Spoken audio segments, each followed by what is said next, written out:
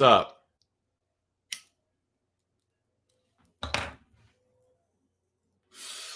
What's going on, man? Good morning, good afternoon, good evening.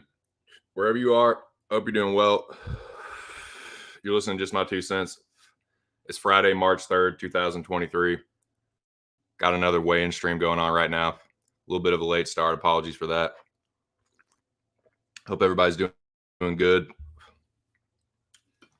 Like I said, this stream will be covering the UFC Vegas 71, whatever the fuck fight night it is, 211 or 221 or something. It's got like 10 different names, but the weigh-ins are going on right now. I did see from the beginning, so I have seen everyone that's weighed in so far. We're in a little bit of a lull right now, but I have recorded and given my knee-jerk reactions to how everyone looks so far. I'm going to put that up here in a second. But I hope everybody's doing good, man.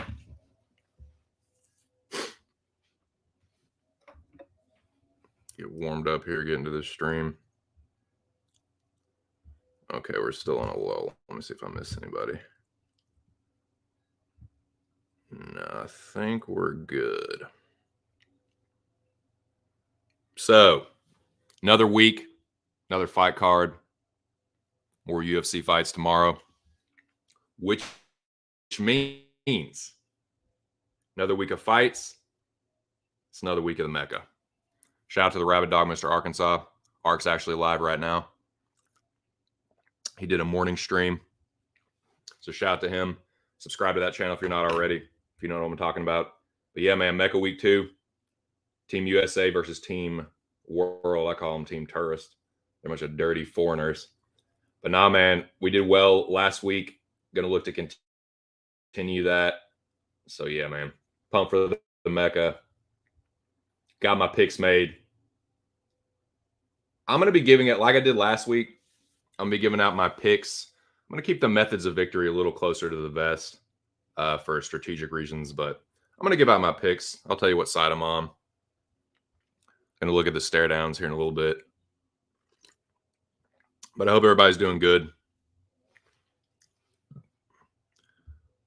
Okay, we're still in a little bit of a lull as far as the weigh-in, so let me go ahead and put these banners up. We've had 1, 2, 3, 4, 5, 6, 7, 8, 9, 10, 11, 12 fighters weigh in so far.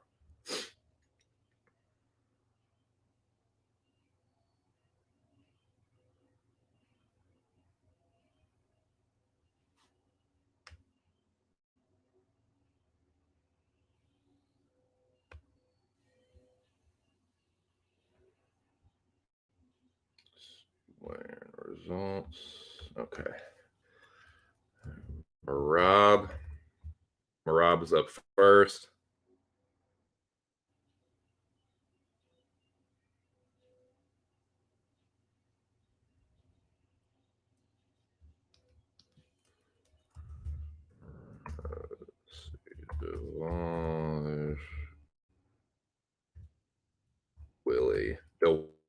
Dvalishvili.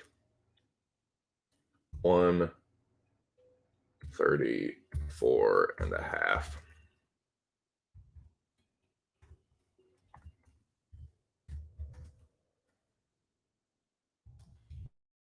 Nurmagomedov is 136. Lipsky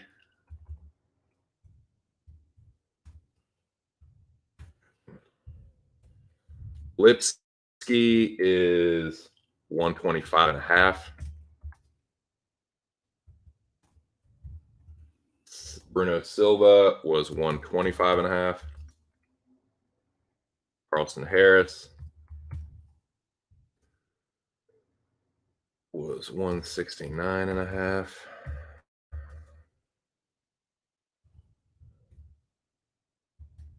Vitor Petrino, 204. I think it's Vitor, not Victor. But I'm going to double check that. Victor Henry,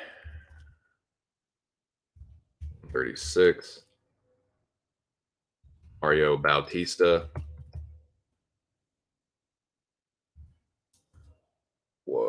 nobody's missed weight so far, so that's good. 136. Dumas 184.5. Jonathan Martinez was 135 and a half. Austin Lingo 145 and a half. Guido Canetti 136. All we got so far. I'm gonna put that up. Leave that scrolling across the bottom.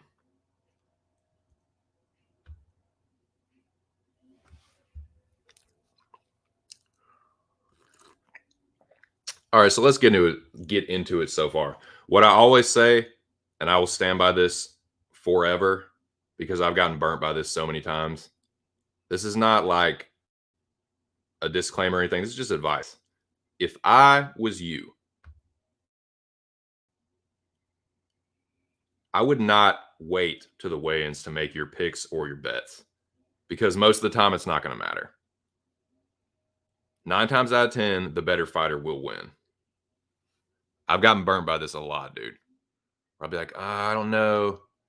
Be on one side, then my fighter will look bad and I'll switch, and then they'll fucking win. And there's no worse feeling than switching and being wrong. So, who's looking good so far? Let's see here. Bruno Silva looked pretty good. Bruno. Carlston. Spell it right. Carlston. Trino looked pretty good.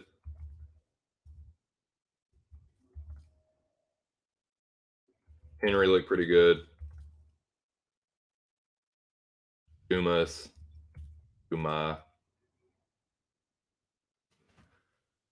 Dude, more fighters than not have been looking rough though, man.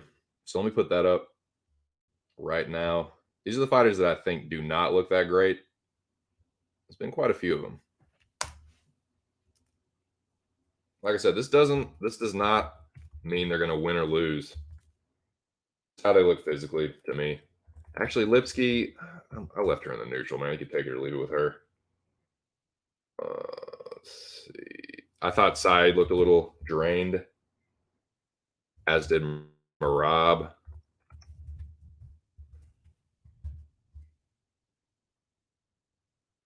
Mario Batista always looks rough, dude. That's a lot of weight. Jonathan Martinez. Austin Lingo looked a little rough, as did Canetti.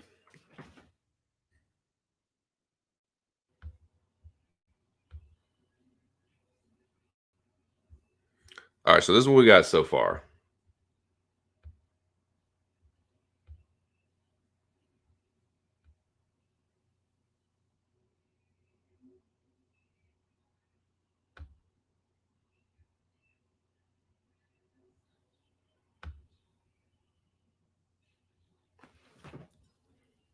Now, some of those you might say, I disagree, and that's fine. Because it doesn't really matter all that much. But some people like to do that. Some people like to say, let me take a real close look at my fighter, and then I'll pull the trigger. And, best of luck to you. It doesn't matter how good the dude looks on the scales. If he's the worst fighter in the matchup, it doesn't matter if the other guy looks like shit or even misses weight. If he's the worst fighter, he's going to lose. It doesn't matter how the fuck they look. So this is more just like to hype up the event, get excited about the fights, a little build up. All right, we got Alexander Romanov approaching the scale. Looking like a big fucking fat boy. What are you doing for that, baby? You big fat boy. Gordito. 264 and a half. Tipping the scales. Looking like a big tub of shit. 264 and a half. There you are. Where the fuck is there? It is. Romanov.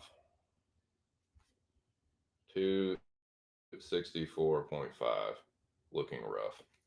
Let's update that.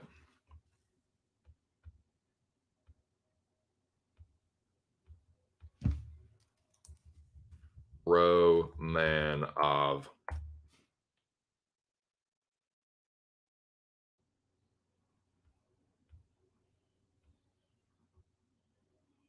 Let's edit this as well.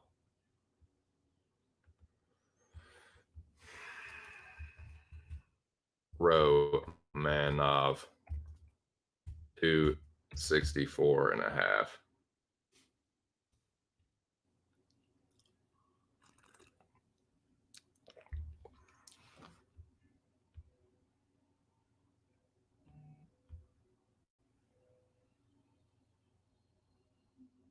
That's what we got so far. That's who's looking good.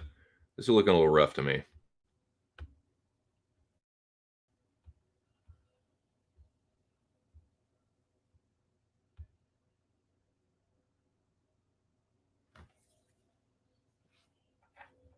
All right, I think we're all up to date now.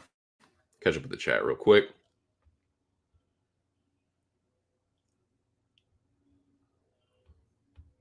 See what we got in here. Shout out to the motherfucking general. Team Terrorist. Might be the captain of Team Terrorist right now. Shout out to the homie, though. Not for the likes of you. Viva la Mexico. Yep. Exactly. Well, I mean, that's actually not a terrible observation. A lot of times, yeah. I mean, if you think there's value on something and you're really certain of it and you're pretty sharp, you should just pull the trigger. I don't know. Why watch for that one fighter you notice? Exactly. Have you correlated the win percentage of the looking rough group compared to the looking good? No, I haven't, but that might be a good little experiment. Probably something that I won't end up doing, but I like the sound of it. Saw, dude. Looking for good ROI long term. Yeah, I don't know. I'm trying to figure out what the fuck I'm doing, honestly. That's why I don't bet very much. Pretty sweet fight in Glory tomorrow. Nice.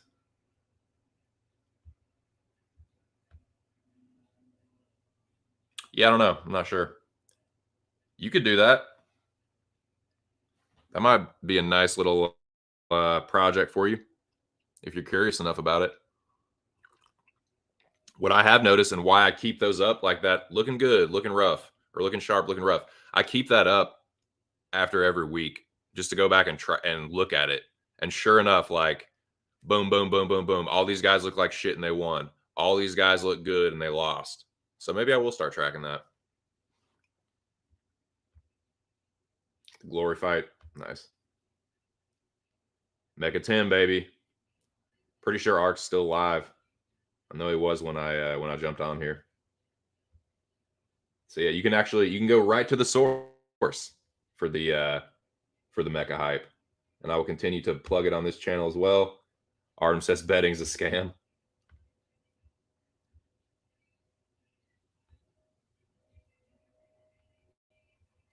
So yeah, dude. So I think we got that caught up.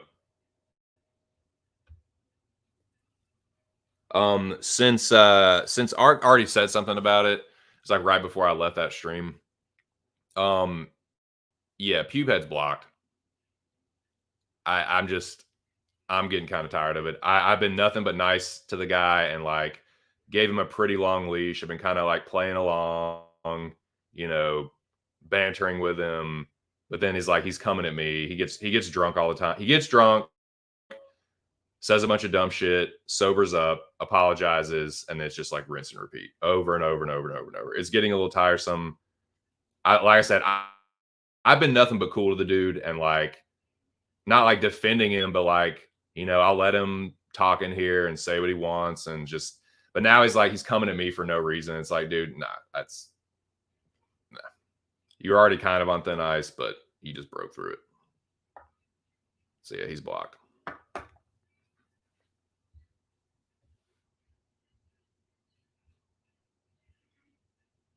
He came in on alt too and said something like, oh, well, like 2 cents is nice to trolls.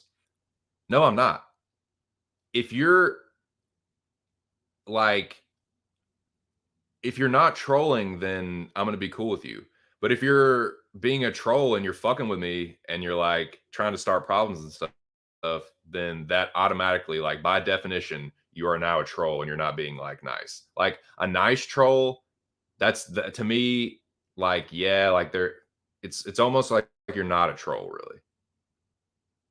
Like Lobby kind of like trolls me a little bit, but he also like interacts with me and like will legit like talk with me about the fights and the bets and stuff. If he just, shit. That's not really a troll to me. So yeah, wanted to make that distinction as well.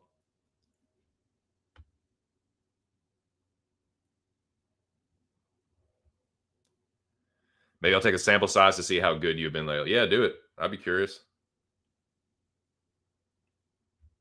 I know I'm cracking under the pressure, dude. You're seeing a man break before your very eyes. Yeah, dude. I'll tell you this. The narrative, dude, has played into it so many times that like I can't completely ignore that either. Like I don't think that all the fights are fixed, but I think some of them are for sure. I think the judging is fixed in some of the fights. I definitely think that. But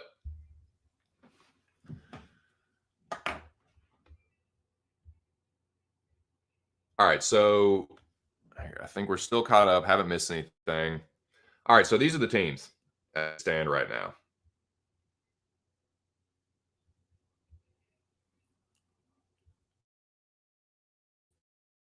The red, white, and blue, raining like we always do.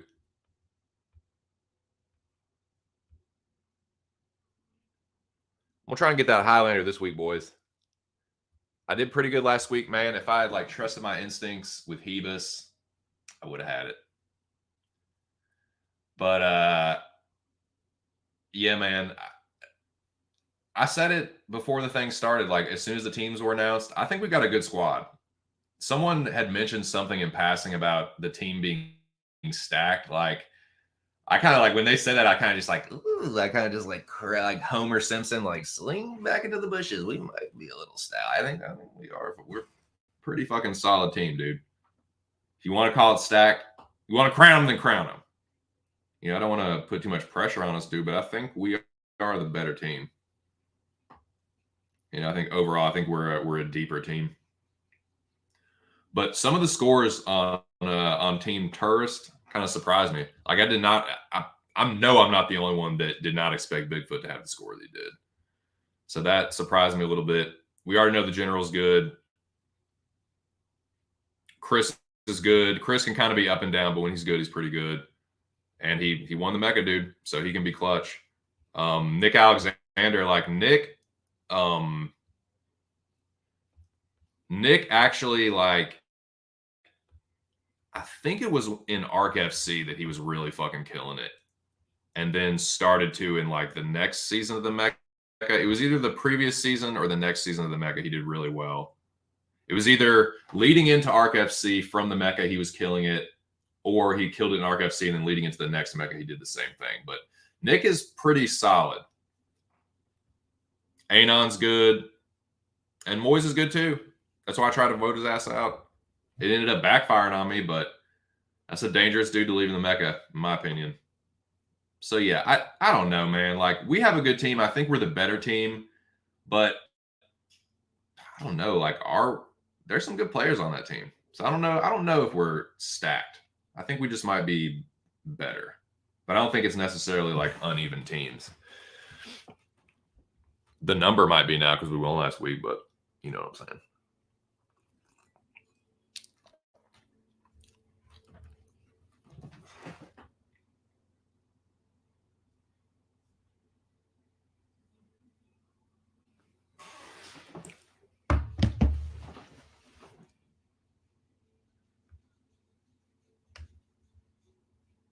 Once again, if you're just popping in,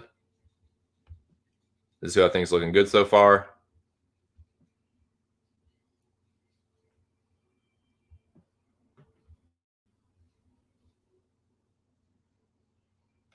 And again, this is not going to make or break the fights.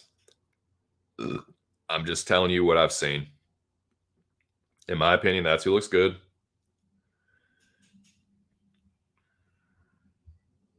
Quick reminder.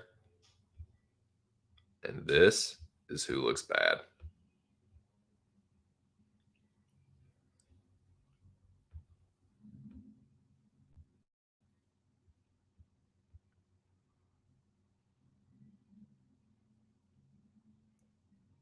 Again, like some of those guys I know are going to win. Outside of some fluke like knockout or something, there's a couple of those guys I am fucking positive are going to win. And some of them I'm pretty sure are not. Which is why I always say the better fighter will win, the worst fighter will lose. How they look on the scale is not really going to make much of a difference. What I take from the weigh-ins more than anything is the stare downs. Just seeing how they kind of stack up to each other, how they look. Because some of those fucking measurements that the UFC puts out are bullshit. And they're really inconsistent across different media platforms. Like that, the guy's height will be 6'3" on Tapology, 6'1" on Google, and 6'2" on ESPN. There's no consistency. So that if there's anything you can take from the weigh-ins, like, oh, let me see if I can get this little edge here, I think it would be at the stare downs. But that's just me.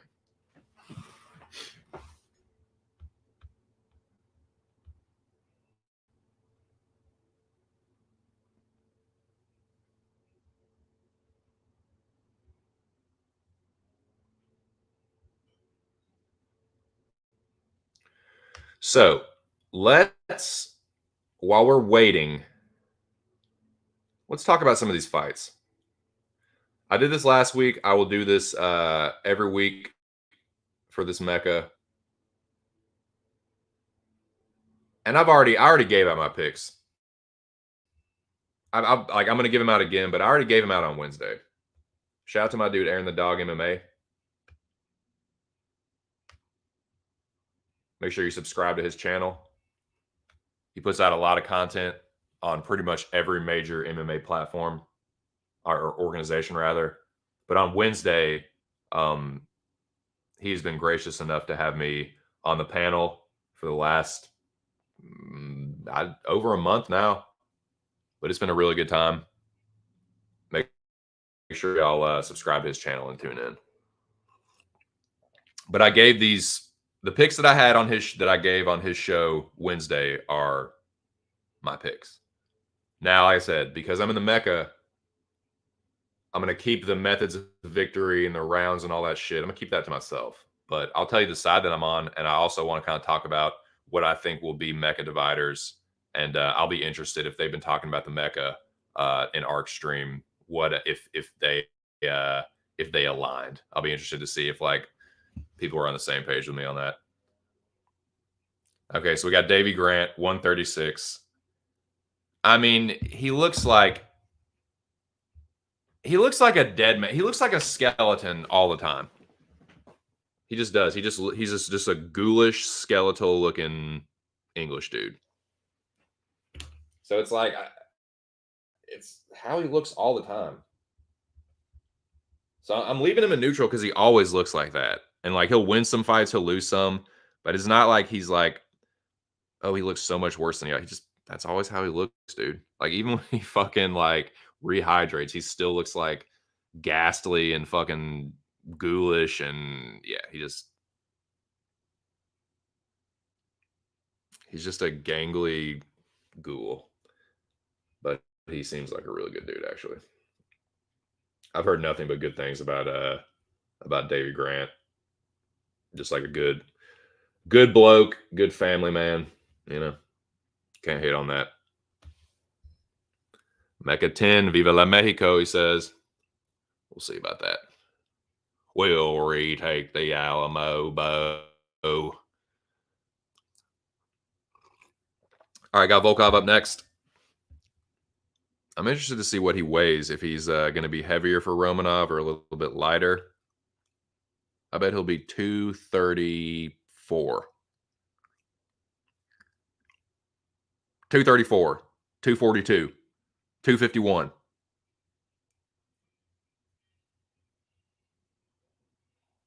$258, Greg. He did come in a little heavier. Interesting. He doesn't really look that big. That's a big boy. 258 for Volkov. I think he looks pretty good.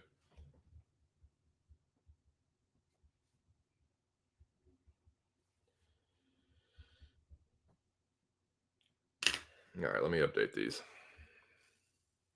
Yeah, man, I'm gonna be real interested to see. I'm gonna go look. I'm gonna when I'm done with this stream, I'm gonna go rewatch arcs, and I think they were starting to get into the mecha talk when I had to dip, but I'm gonna be real interested to see if some of the teams that they or some of the fights that they think are gonna kind of make the difference. We'll be on the same page with that. All right, I got a Sun Sao now.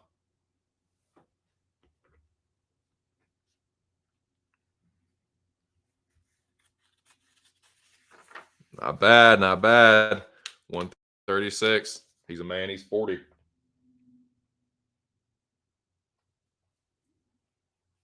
All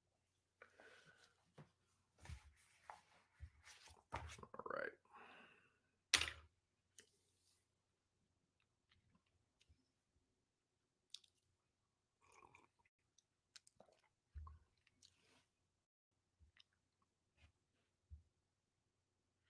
All right, Ryan Spann. Superman Spann, rocking the do-rag and the shades. 213.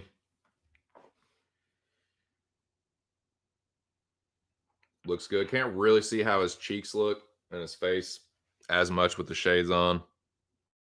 But or the eyes. Can't really see the eyes as much. But he looks fine. He looks good.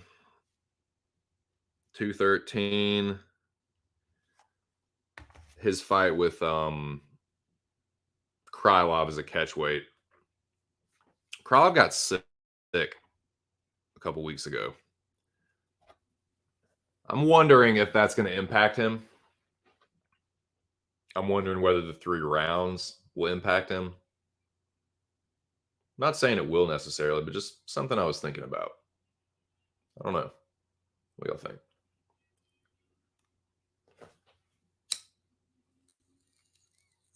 All right, let me update these banners.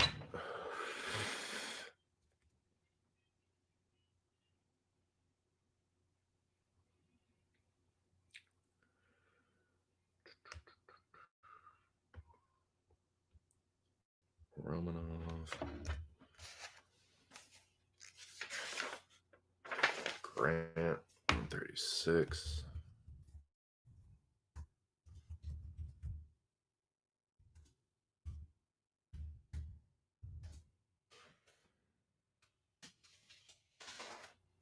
Volkov.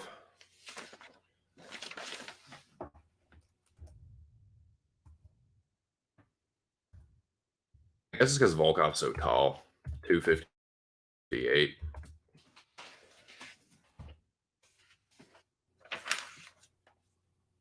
You see some of these guys, they weigh 258 and they're just tubs. It's because their Volkov's like fucking 6'8".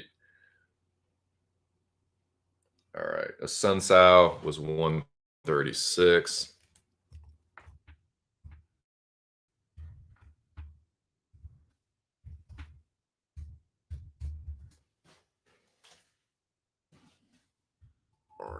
Ryan Spann was 213. Yeah, 213.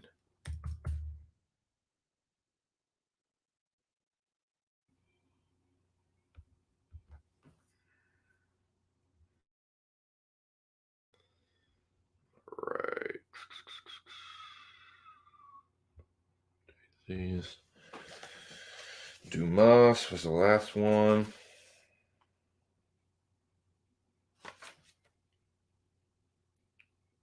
Volkov, Rafael, and Spann.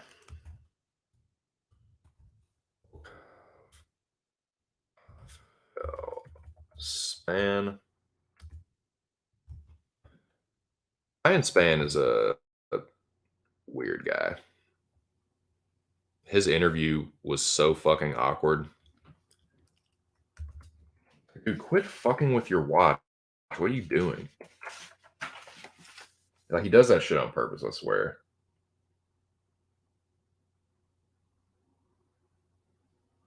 All right. Martinez, Lingo, Guida. No, nobody else is looking too bad since then.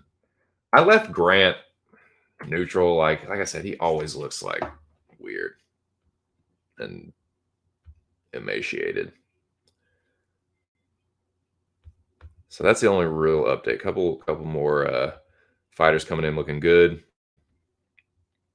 Which I'm not saying it's bad. Like, that's never a bad thing for the fighter to be healthy and in shape, but it doesn't necessarily mean they're gonna win. If the other guy's better, whether he misses weight or not, he's still gonna whoop him. So looking sharp. And looking a little rough.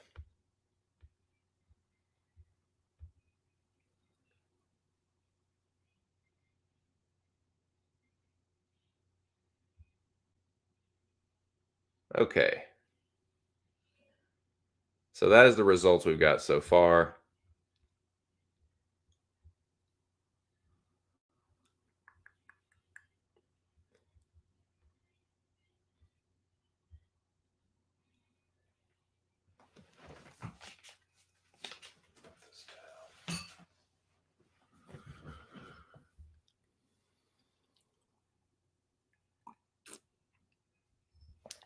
All right.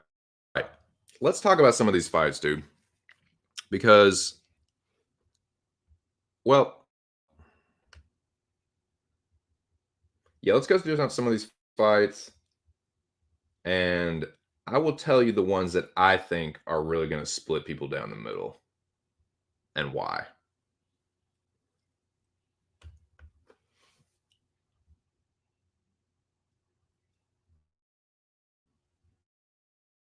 Like I said, shout out to the Rabbit Dog, Mr. Arkansas. He's still alive right now. I haven't checked in a couple of minutes, but I think he's still alive.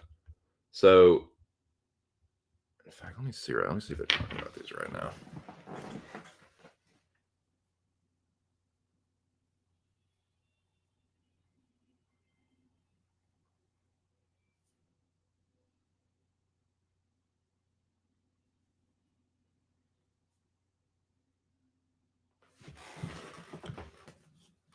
So, okay, Ark's wrapping it up. Let me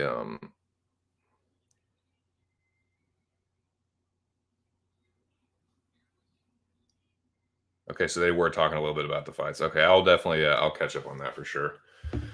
Yep, check out Ark's Bad Morning America, his version of the Ark version of Good Morning America. So I'm gonna be real interested to see if some other people were on the same page when they talked about the fights. So the first one that I think, and y'all tell me if y'all agree with this or not. The first one I think could really divide the Mecca, and I could be wrong about this, man, but let me know.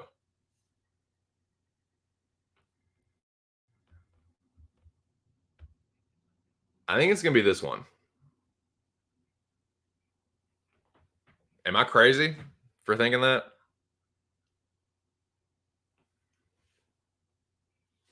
Like, I know at least one person's gonna pick Grant. I don't know, that's so weird because that line is just fucked up. I know that's betting, but I just don't feel like a Sun Tzu should be the underdog. He's been fighting at a way higher level than Davy Grant, and he just, I don't know. I just think he's the better fighter, and I don't see why he's the underdog. I can guess I can see the path to victory for Grant. Like, went down these wild ass looping hooks, and that's how Sun Tzu has been caught. But Grant, he sucks off his back.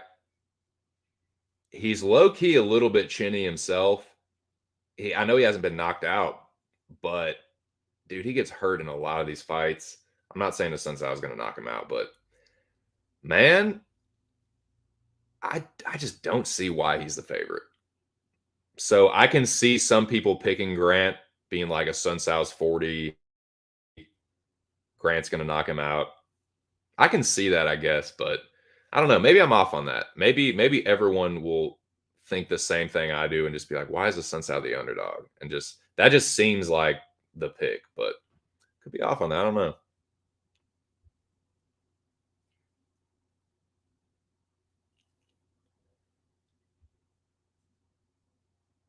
Well, that seems to be one of them, which is kind of, I'm a little nervous about that. Like, oh God, is this gonna fucking bite me? But I don't know.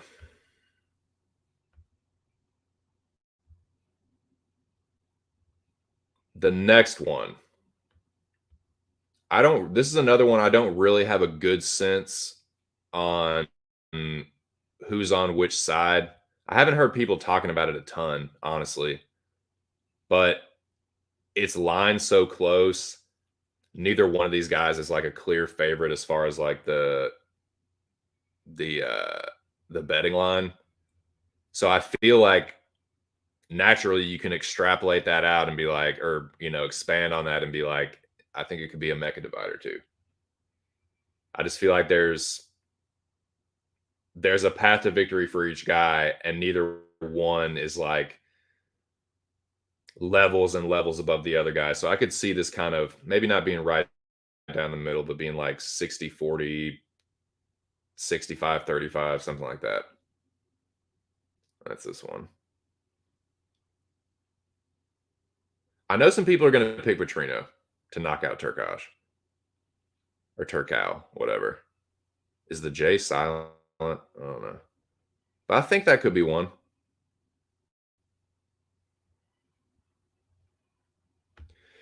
Yeah, I heard shout out to Liam. I heard Liam talking about that on his show.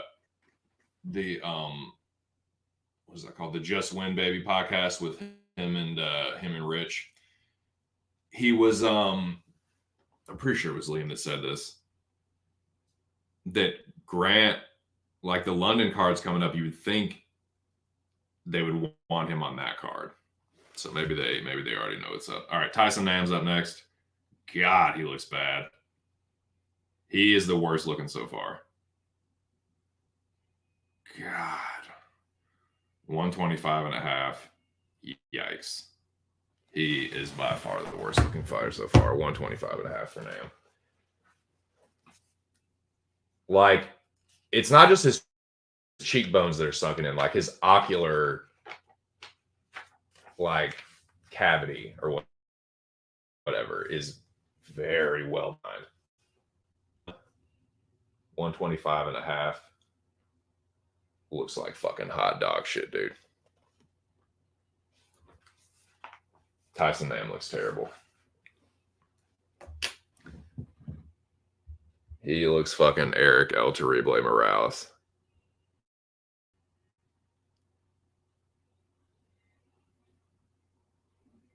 All right, JJ Aldridge.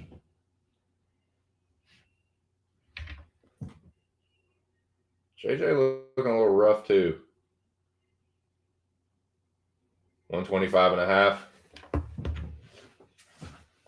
Yeah, JJ looking a little rough. Low energy. I'll tell you what though, man. I've always said this. The JJ is like a low-key kind of like girl next door cutie. I'm not saying she's like a dime or anything, but she's like, if you ever see her with like makeup on, like all gussied up, like, you don't look too bad, man. She got a decent body. Like, there's worse looking fires than JJ Aldridge. That's all I'm saying. She has a little girl next door appeal to me. But yeah, looks a little rough. Looks a little rough.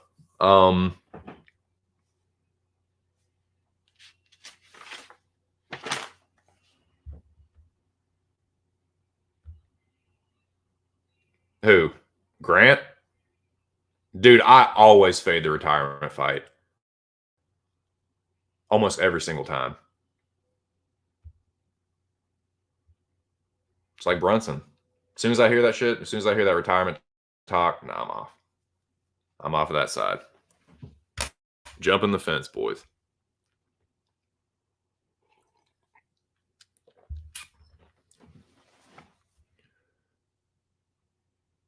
Oh, yeah. Big fade. I was already fading him, but big time. He looks like shit, too. All right, we got Nikita Krylov, the minor. My father is minor. My brother, minor. Me, I'm minor. This is where I get this nickname, brother. 213. Now, he looks okay right here. I thought he looked okay the last time. And then he got a little upset tummy. A little food poisoning, foodborne illness. So I don't know, man. It's just weird. That Krylov Span, the rebooking of that fight is doing a number on me. I still got Krylov, but it's like I'm a little bit more or a little less bullish on it now. Like he it's 3 rounds now. It's a catch weight. He got sick 2 weeks ago. Like, I don't think there's going to be lingering after. Like, if it was just food poisoning, usually food poisoning isn't something that sticks with you like 2 or 3 weeks later. Usually it's like a 24-hour thing. You yak it out. And I don't know, man. It's just like I feel a little bit weirder about it. I'm still going to go with Krylov. I just think he's a better fighter. But Span is definitely alive for like a KO or club and sub early, for sure.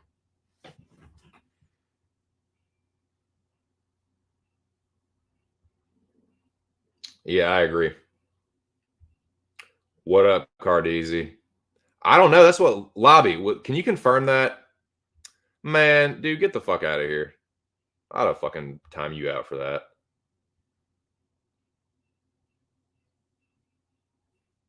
Playing fucking games. Dude, I could have swore. I got to go back and look through my my block thing because I could have swore I unblocked your account. Like I unblocked everybody. I've now blocked Pewhead, but I did like a wave of unblockings. And I tried to unblock everyone. I gotta go back and double check that. But anyways. Yeah, I said it earlier, Pewhead, he's done. I've been like nothing but cool with that dude. And you come at me? Nah.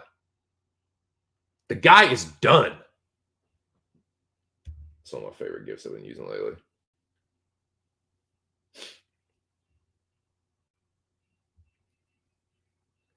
Do you think these low-level 39 plus guys get to choose their retirement fight? I don't know.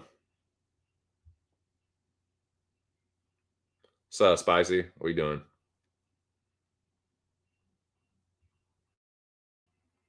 Let me know when you're ready for some more music, dude. Yeah, it's like I've been playing his games and like playing along. I've been cool with the dude, and then all of a sudden he just comes at me the other night in our stream because he's drunk. It's like, nah, dude, you fucking turn on me when I have been nothing but chill with you and welcoming on this channel. Nah, dude, you're not gonna slap me in the face like that.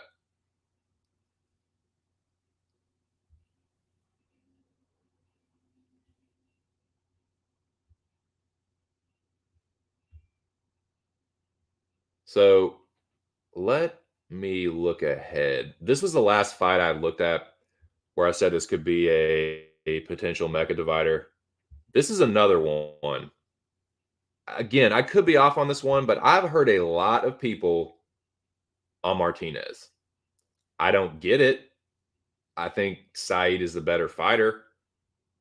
I don't really. How is Martinez going to win this fight?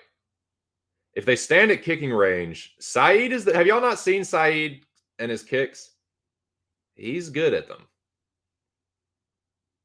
Like Martinez has good kicks too, but it's like everyone's like, oh, well, he leg kicked Cub. Like Cub is a shell of himself, and like I love Cub, but he has always been a high end jobber. He's a good fighter. He can never get to the next level. He's a jobber. He's a high end journeyman. People are just blown away by that. They're like, oh my God, Jonathan Martinez, he beat a fucking 38, 39-year-old Cub, and he's all of a sudden going to be champion now or something. It's like, I don't know why people always want to fade Said Nurmagomedov. They're just like, I said this Wednesday on Aaron's show. It's like they find out that he's not like blood related to Khabib, and he's just like, he's a fucking pariah. Oh, you fraudulent Nurmagomedov. It's like, what? Like, have you not seen the guy fight? Like, he's a good striker. He has super dangerous with his defensive submissions, like his defensive front chokes. I don't understand what the hate is. And I don't see the love on Jonathan Martinez, but I've seen some people on that motherfucker, and I think there's gonna be some people picking him in the Mecca. Could be wrong, but nah, man, I like Nurmagomedov here. I think some people are trying to get cute with this one. Ooh, Jonathan Martinez is a sneaky underdog. The motherfucker has lost to some really bad fighters, and I don't think Nurmagomedov is a bad fighter, and he's never beaten anyone worth a fuck other than a fucking like I said, a fucking husk of Cub Swanson, who was never a world beater to begin with.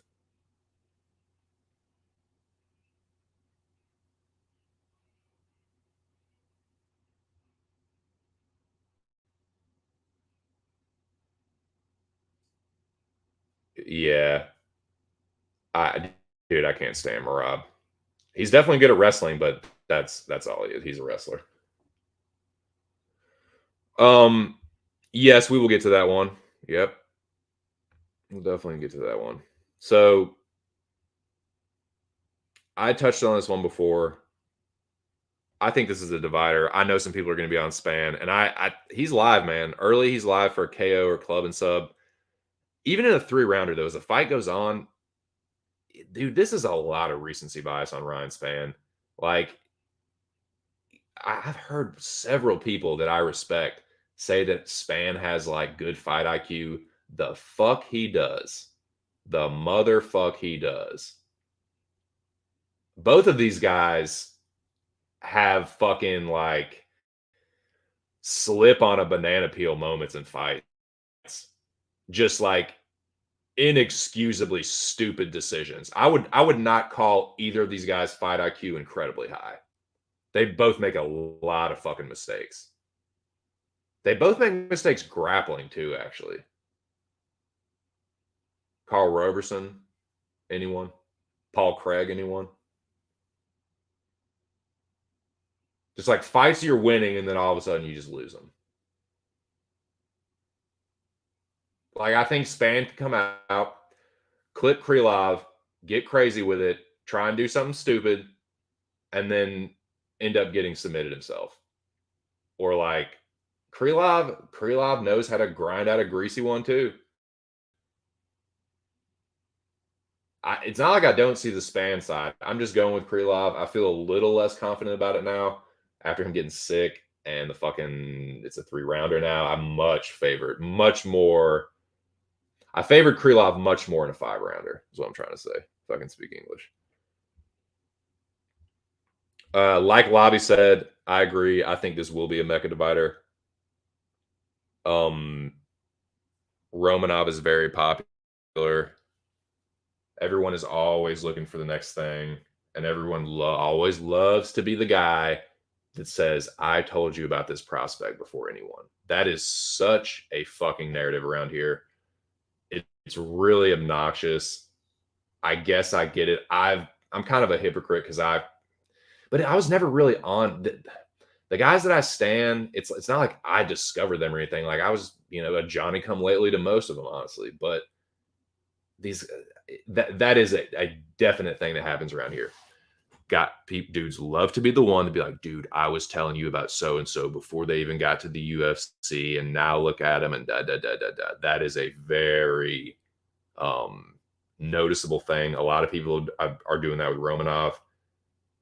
Again, I don't see how he fucking got this fight, dude. You lose to Tybura, and then you get a fight against a dude that beat Tybura. How do that work? How do that even work, dude? I just don't get it.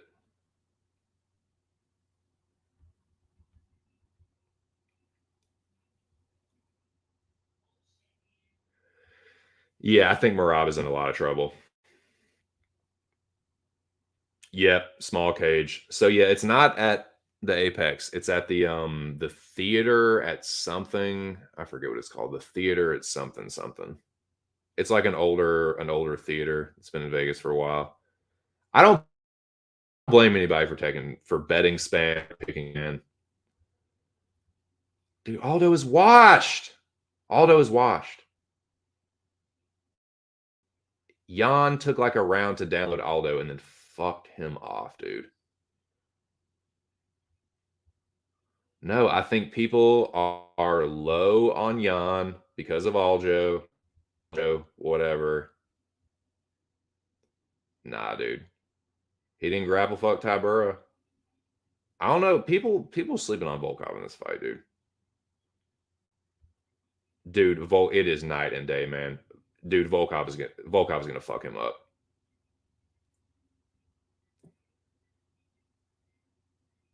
He's gonna take him down in the first round. Volkov everyone's like, oh, dude, Aspinall took him down and subbed him. Aspinall was a fucking black belt. Like Aspinall was nasty on the ground. And he's just a good fighter. Like I don't think Romanov is as good a fighter as Tom Aspinall. You look at who Romanov is beating, dude. They're fucking shitty fighters. They're really shitty fighters. And like he lost to Tybura, who's kind of like a high-end jobber. Volkov pieced that dude up. He's going to piece up Romanov. Romanov has shitty cardio and sucks on the feet.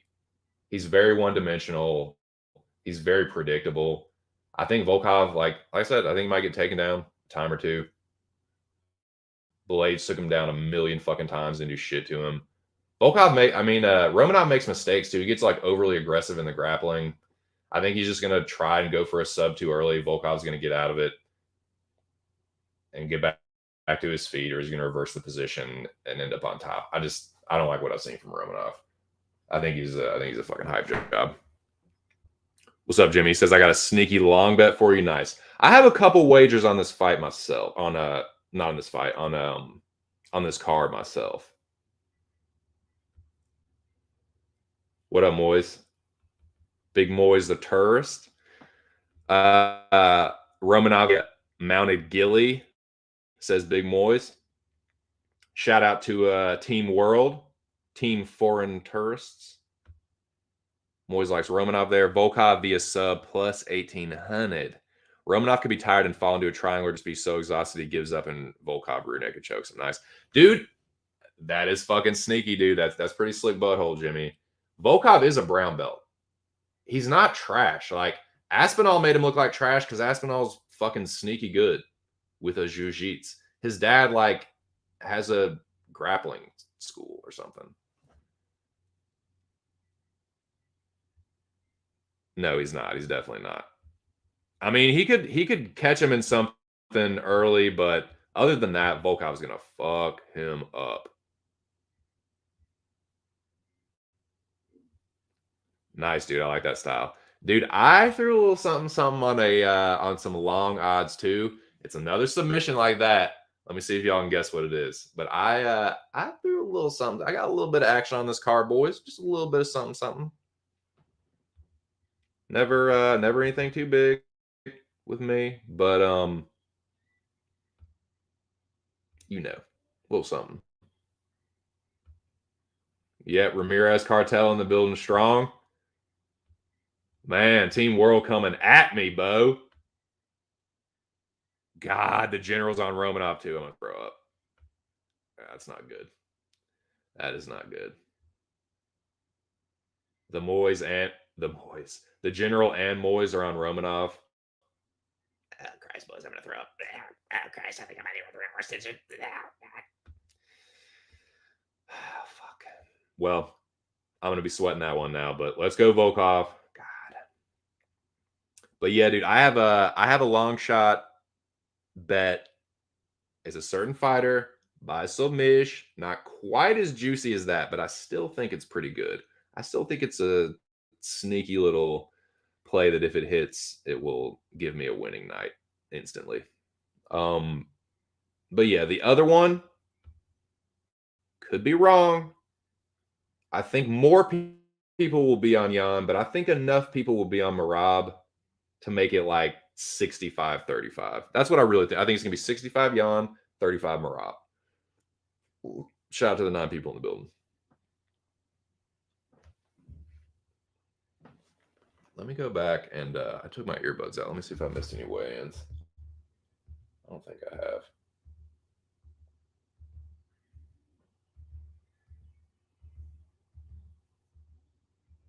No, everyone's sitting down. All right.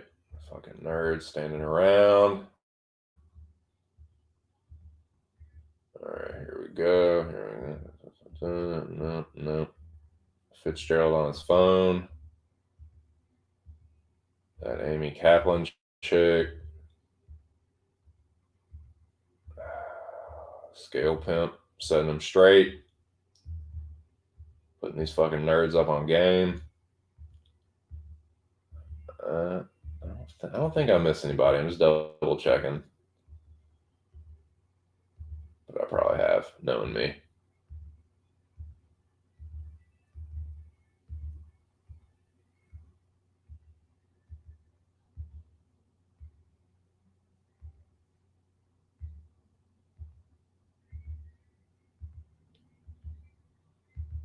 All right, Fitz has the microphone. Okay, I did miss somebody.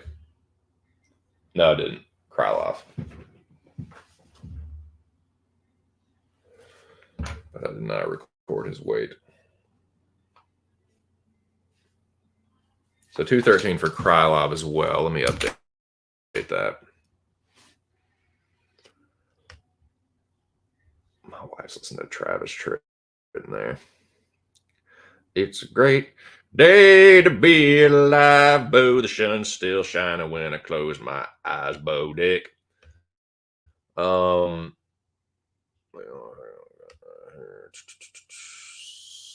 It is a great day to be alive.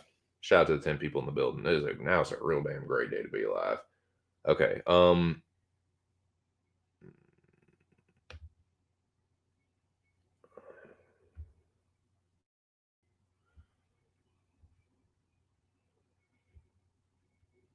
Span, Krylov. Both Span and Krylov were 213. You can still think Krylov gets it done, but not quite as confident as I was when it was a 5-rounder and he didn't have a tummy ache. But it is what it is. I'm glad they rebooked it. I still kind of feel the same way. Like I feel like it'll be the same fight. It'll play out the same way it would have just in like a shorter amount of time. Like I still think Span will get tired. I still think like Krylov will be the better fighter. He'll be a little bit craftier the later it goes. I think Span will kind of fall off a cliff. Um, I don't know, man. I still don't like Ryan Span early is nasty. I just think some of these guys like Reyes is done, man. He's Jerry took his soul, unfortunately. And like Misha Serkinov, he's another just like washed, chinny. I just don't think Krylov is like either of those guys, man. I think he's pretty durable. Um, other than making dumbass mistakes grappling, unless Span hurts him, I don't think he's gonna sub him. Like Span's real opportunistic with that shit. Like if you make a mistake or if you get hurt, like he'll snatch that fucking. He was another dude who'll just front choke the fuck out of you. But aside from that, I just don't see it, man. Like Krylov is um more evasive on the feet. He's much better at kicking range. And when he starts to get going, man, and starts to get comfortable and get into rhythm with his striking, he's not bad. And it's definitely good enough to keep you honest. Start forgetting about the grappling. I think he's a better grappler. But I am worried early. Definitely worried early that in the back of my head, like dude was just sick not too long ago. Maybe he's not quite all right, but I just food poisoning. I just don't think that's gonna like make that big of an impact. But you know, we're gonna see soon. I'll say Krylov. I'll say he fucking looked good too. Again, man, I thought he looked good in the weigh-ins last time. He fucking pulled out of the fight. We'll see. Catch up with the chat. Oh God. Here comes trouble. Look out, boys. Tighten up now. What's up, Devil? Smart, dude. Sharp chick, man. I like it. You on the right side of me. Catch up. Let's see what we got here. The cartel is coming for my fucking helmet, dude. Coming for my Beskar helmet. What's up, player? What you doing? Gray? Yeah, it's a party now, boys. Yeah, look alive. Shit, chilling, smoking, watching these weigh-ins.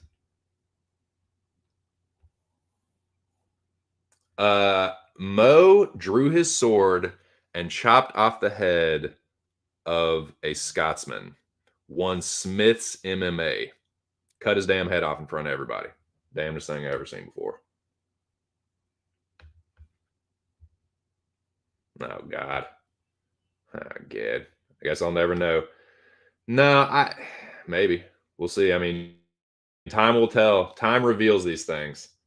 If it's a troll, here's the thing.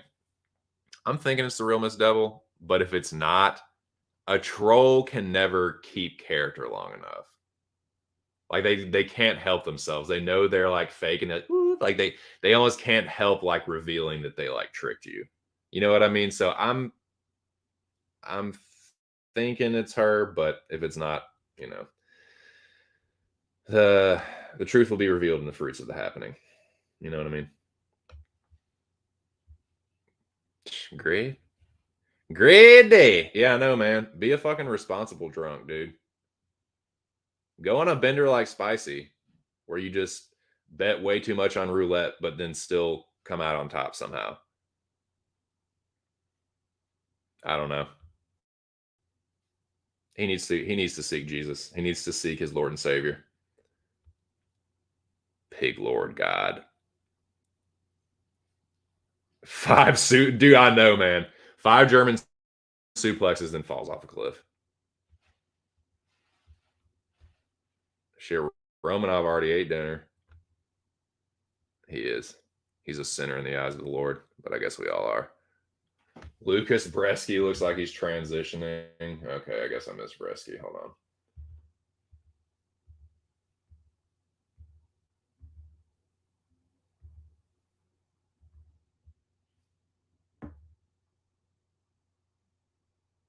Yeah, 245, soft, weird.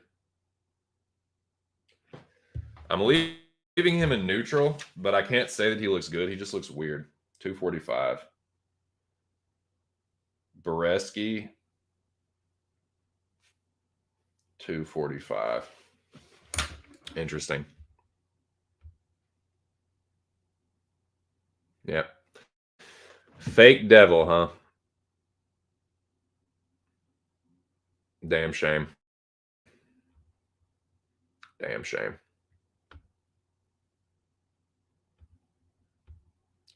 You a damn roulette playing fool, dude. I never seen anything like it before. Curtis Blade, that's what I'm saying. Like, Curtis is a better wrestler, like, categorically. Romanov is dangerous with the subs early, but if he doesn't sub Volkov in the first couple minutes, he's gonna fucking death gas. Volkov can be all over him like stink on shit. They'll knock him out against the cage, second or third. That's what I'm saying about. Blades doesn't pass guard and attempt subs. Yeah, well, he also has way better fucking cardio. Yeah, that's true. I mean, if he jumps on top of Volkov, baby Huey's him, fuck me, right? But no, I just think Volkov's a better fighter. He's beaten better fighters than Romanov, and he's fought better grapplers. And I think Romanov's kind of a fucking fraud, dude. I think he's looked shaky against some very shitty fighters. I mean, he gets it done, but I have not been overly impressed. I've been waiting for the fucking other shoe to drop or foot to drop. Neck of the woods, neck of the weight. But yeah, I think it's gonna be the time. I think Volkov's a little bit too much for him. Again, I don't see how he lost to Tybura and gets the Volkov fight. Like, that's, you would think he would get the Volkov fight if he beat Tybura, but he clearly lost. And Volkov clearly beat Marcin, so I don't get it.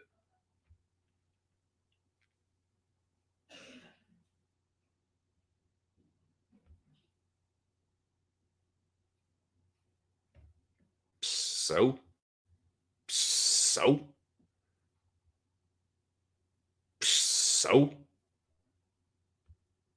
exactly, dude. I thought, yeah, John was hurt. John had a bad back. Moyes is always talking about some fucking injury, and then it never ends up mattering. I'm sorry to bring this up because it's irrelevant. Kevin Lee is getting, God. Yeah, exactly, dude. I don't care about that. That's probably why they lined it with, ooh, Volkov had surgery. He's going to be the underdog now.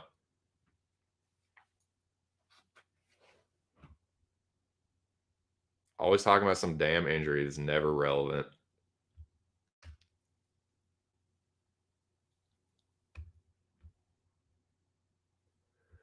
What was I going to say? I do have a couple plays on these fights. A little bit of action. So we can get into that here in a second.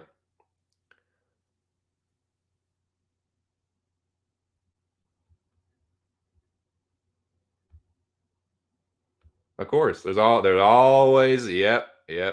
I know. Moyes, if I get the chance to take you out again, I'm gonna fucking do it. I'm telling you, everyone is like, it's like, let's keep Moyes. I'm like, y'all fucking up, dude. Y'all are fucking up bad.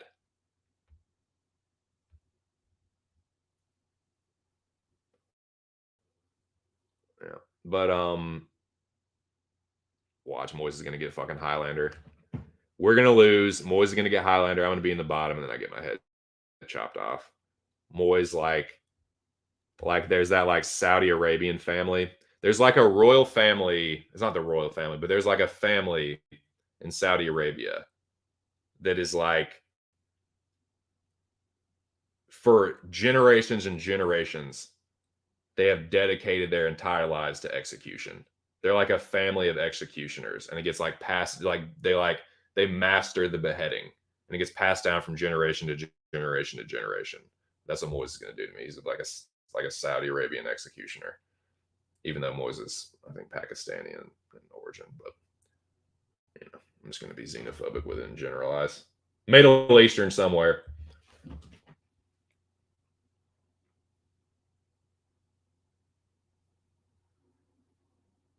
All right, Josh Friend. It looks all right. 186.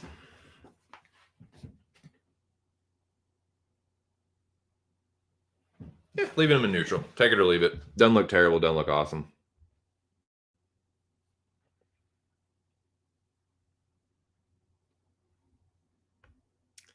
I know, dude. Never thought I'd see the day. He's back.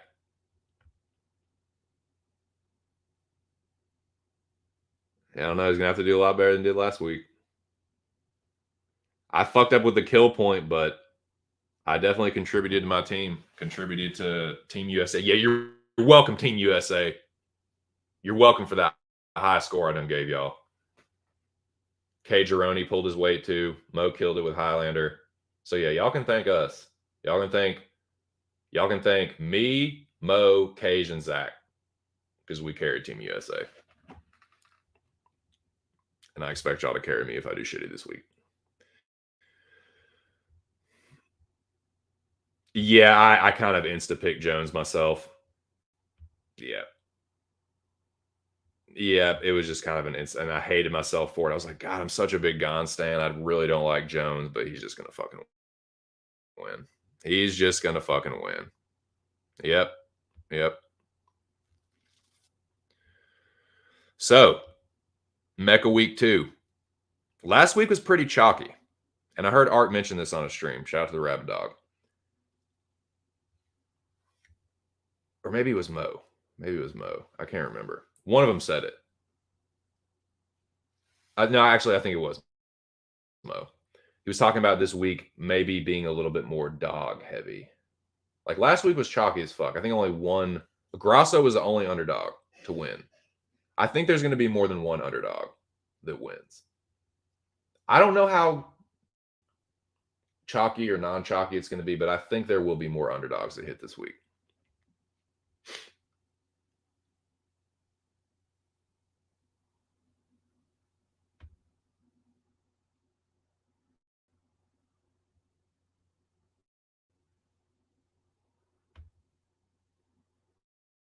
Nice. Oh yeah, big time. I'm stunned that people think Stipe has a chance. Jones is going to fucking. You want to see a man get mauled? To fucking. It's going to be like a grizzly bear attack, dude.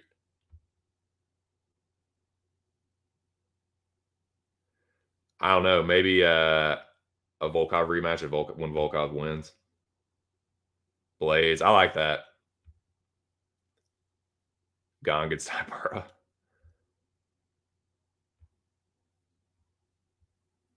Yeah, you could be right. Man. This is like, for me, this is like last week. Like I'm on a couple underdogs, but like there's a couple more that I want to pick, but I'm just not going to. So that can end up biting me, man. So yeah, I think there will be some underdogs, and I think the methods are actually going to be pretty key in this one. Like a lot of people, some fights, everyone's going to be on the same side. But like, I don't think there's going to be, I'll give you an example. Like Batista, Canetti. I don't think anyone's going to pick Canetti. But most people are probably going to pick Batista by some kind of finish. I think he probably finishes too, but that's something where it's like the round is going to matter, whether it's a TKO or submission is going to matter. I think there's going to be I think there's going to be more underdogs hit this week than last week. But we'll see what happens, man.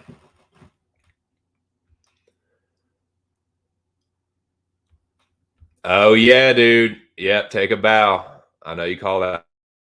I did put you over though, man. I don't know if you heard that. I shouted you out for that for calling that on that Andrea's thread. Your girl Drea. Yeah, I shout you out on that for what you said on Twitter. Yep. Yeah, that's not a bad look either. Yeah, they probably don't want to totally they give him blades, Curtis just fucking crushes him, just like wrestle fucks him for 3 rounds, and then all the hype is gone from Cyril. No, they'll give him a striker to look good against next. Or yeah, someone like Tybura that he can fuck up. Um, but I imagine they're not going to want to scrap him just yet. What up? What are you doing, player? Yep, you were on it, dude. So we've do we have something coming up? No.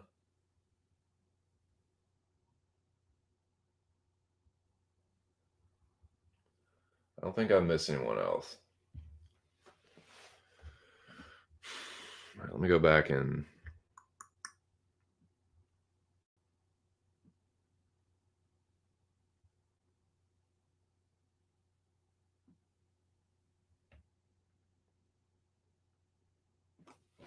update these. Good looking bad. I think we're all updated, boys.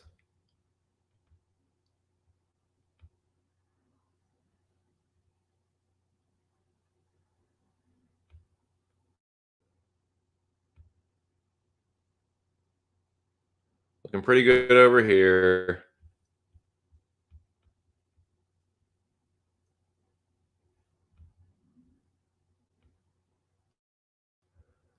Looking a little rough over here. Gwen? Yeah. All right. If you say so.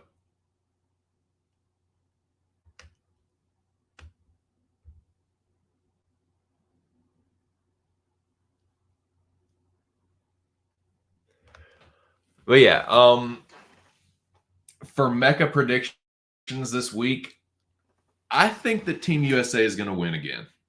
Big surprise. I mean, everyone that's on Team USA is going to say that. Everyone that's on Team Turf is going to say they're going to win. I do think we're the slightly better team. I think if we don't get too overconfident, I think we'll just have another good showing, and it could get bad, man. It could start to look like a fucking drubbing. If we win again and take 2 more players from Team Tourist out, they're gonna be down to a fucking skeleton crew. It's gonna be down to like 4 of them. So yeah, they're gonna have to have a win, but I don't think it's gonna happen. I think Merca will prevail, like we do most times. Yep, Jack was on Alexa. Old Jackie boy. Try to get Jack in the Mecca, but he just won't having it.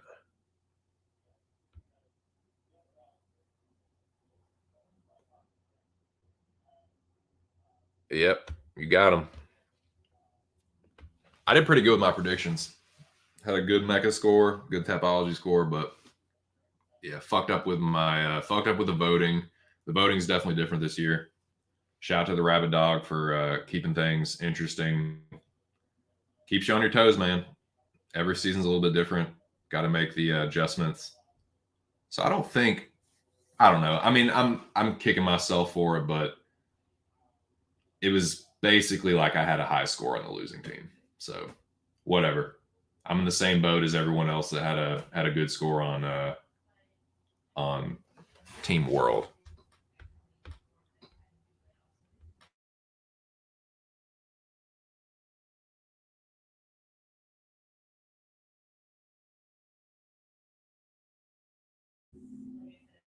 Sorry, boys. Wife's trying to tell me something. But yeah, man, shout out to the 11 people in the building. Talking about the Mecca real quick. Shout out to the Rabid Dog, Mr. Arkansas. Ark was live a little earlier. Sure y'all check that out. I'm gonna check out the last of it. I didn't see the beginning or the very end, so I'm gonna catch up on that. See if there's any updates or anything. But yep, season 10, week 2. Will Team Terrorist strike back, or do we put another whooping on them? Yeah, sometimes I'm just a fucking idiot too, you know. Like I said, I'm gonna learn the lesson. Going to be much more conscious about that next time. Going to be doing much more communicating, trying to see where everyone's at with that. And I do think that's a good idea. Like, I don't really see, and this is my fault, I don't really see the strategy in like, yeah, we should all be on the same page. You know, we all want to get, we should all want to get the kill point. So that's the lesson I'm taking moving forward. Even if it, might not make sense, it's like, it's not worth not getting the kill point. So that is the lesson I'm taking. Nick's been like super random. So you got to keep this in mind. Whatever time it says right here, like 1:34, it's that time in Australia on the other side of the sun. You know what I mean? Like, it's 1:30 in the morning there right now. Like, Nick's probably asleep. So usually he's asleep when I stream, because I stream during the middle of the day most of the time. But yeah, it's like he's just been popping up like every now and then. But he was there for the Mecca or whatever. Because like, yeah, when Ark's going late on Mecca nights, it's like the middle of the day for Nick. So it's much easier for him to catch the late night streams than it is the streams like this.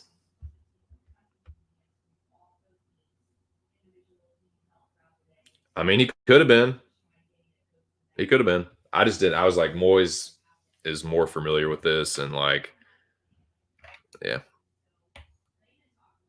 But yeah, it's at the end of the day with this season, it's like it doesn't matter. Just like everyone get on the same side, make sure you're on the right side of the kill, get the kill point, fuck the rest. So that's the lesson I'm gonna learn.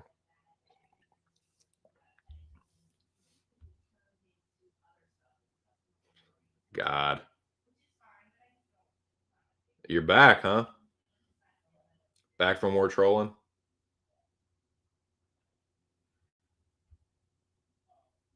I think so, because it's the double S's on the end, and the real one just has one. I think so. I think Jimmy exposed the troll.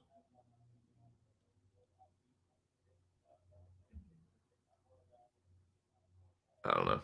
If it's the real devil, shout out to you. If it's a troll,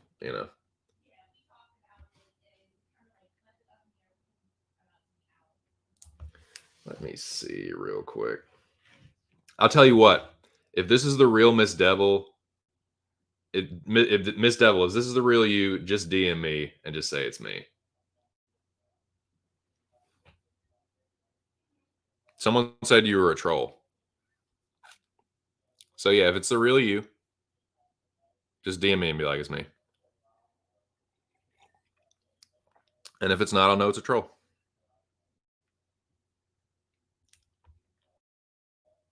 I mean, that is something Miss Devil would say. That sounds like a Miss Devil thing. She does say that. So I'm not going to say it's not you, but just to confirm, just hit me in the DMs and be like, it's me. But I'll fight you is definitely something she says.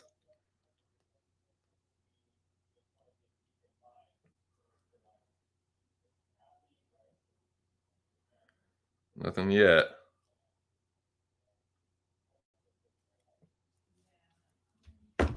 So we'll wait and see on that. Because yeah, let me make sure we're still following each other. Yep. All right, I'll be awaiting that.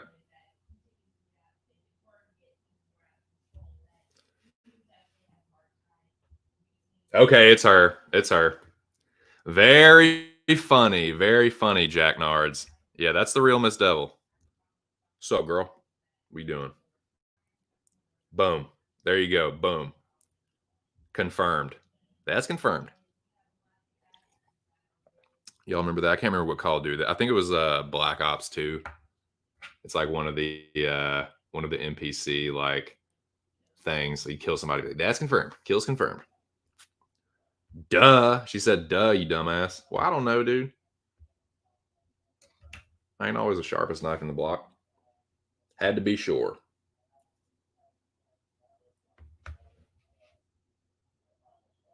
She said, who said I was fake? Who said I was fake? Show yourself. Show yourselves.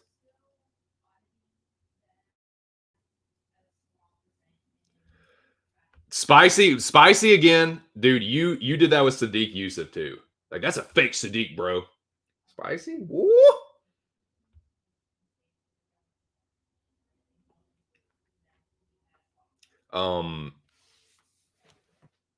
Yeah. So that was you earlier talking about the 250 bet with Jan, right? I think you got to clean up on that one.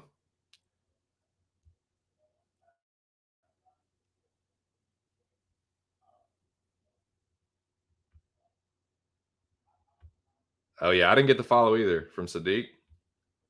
He might be talking about Sadiq Yusuf. I'm not sure. Well, I was going to ask you, Devil. I was going to ask you what fight you're most looking forward to, but I'm thinking it's probably Jan Marab. So on that note, let's talk. Y'all want to get greasy for a second, boys and girls? Y'all want to talk about it? I got some grease on these fights too. I have a long shot submission play, kind of like Jimmy, but I think it's actually like the line should be way closer on this. But I did take it. So I have. If I hear anyone out there say that they bet smaller than I do, they're gonna be a fucking problem. Nobody bets smaller than me, bro. So don't even try it. I literally have less than 2 units on this card. I really technically have less than, I bet like $14.44 or something. I'm going to round it off to 1.5 units, but I did not put very much down. But there's some really, really greasy plays. And if a couple of them hit, I'm going to at least double my money. Double, triple, could quadruple or more, depending on if some of these hit. But I'm gonna give you these are my official little micro bets. Tailor your own risk. If I was you, I would not tail these. Little disclaimer I always put out, this is just for entertainment. It's not gambling or financial advice. Tailor your own risk if you so choose. Bet responsibly and call the number if you cannot. If I was y'all, I would not tail these. But I'm not. So y'all do whatever the fuck you want. Now, any guesses? Any guesses on this long shot submission? Volkov by submission is slick butthole for real. That's a real slick play. Yeah, I figured.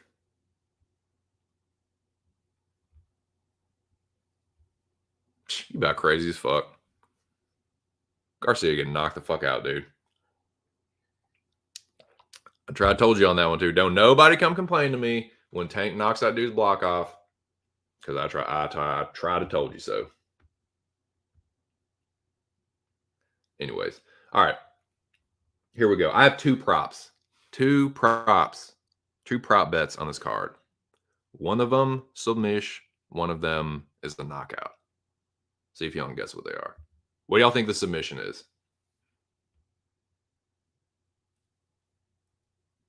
It's plus 950. So that could be a little hint. But I bet this fighter by submission at plus 950. I think I think this is recency bias, but I think this is if this dude decides to grapple heavy, I think this method of victory is incredibly live.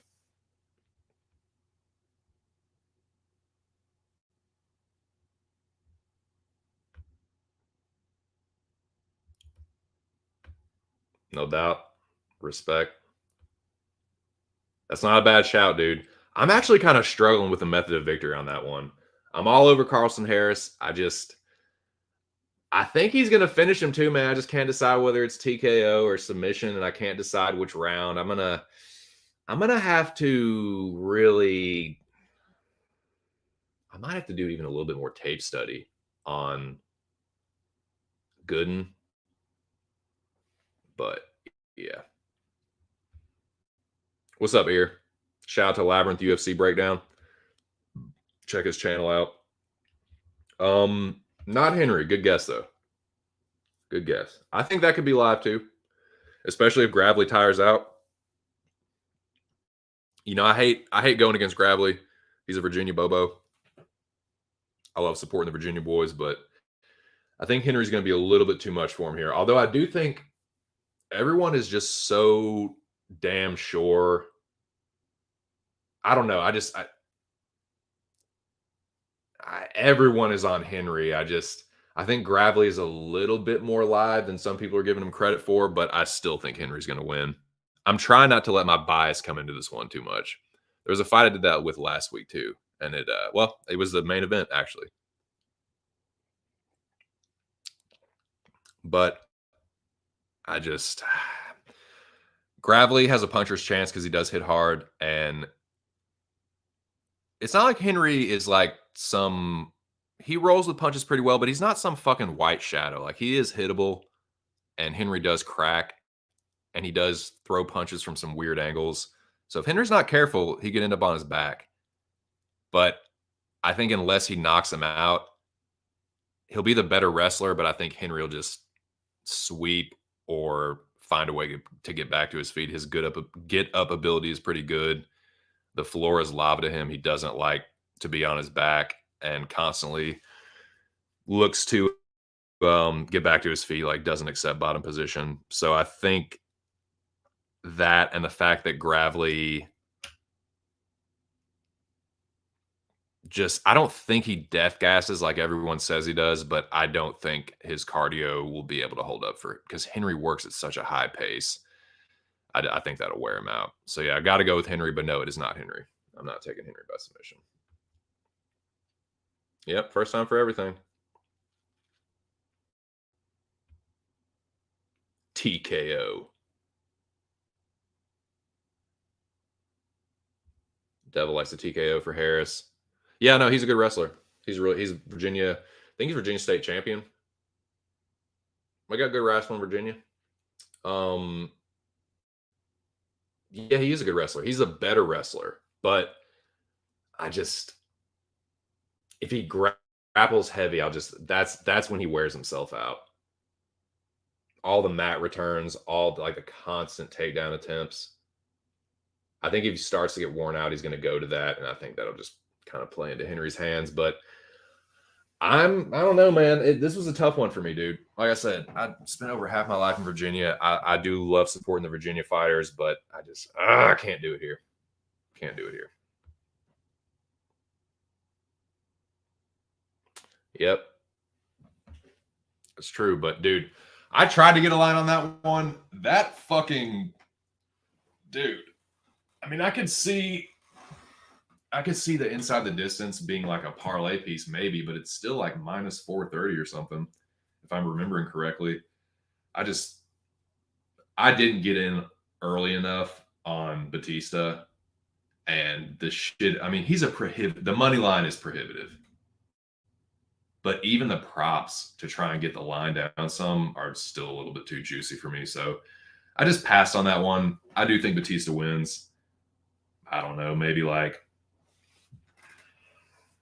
I think for real good value on that, in my very, very amateur opinion, I feel like you'd have to like pick a round and finish combo, or parlay a prop like inside the distance or Batista by submission to really make it like a parlay piece with some value. 1100 minus 1100 does nothing for you. Might as well just pass.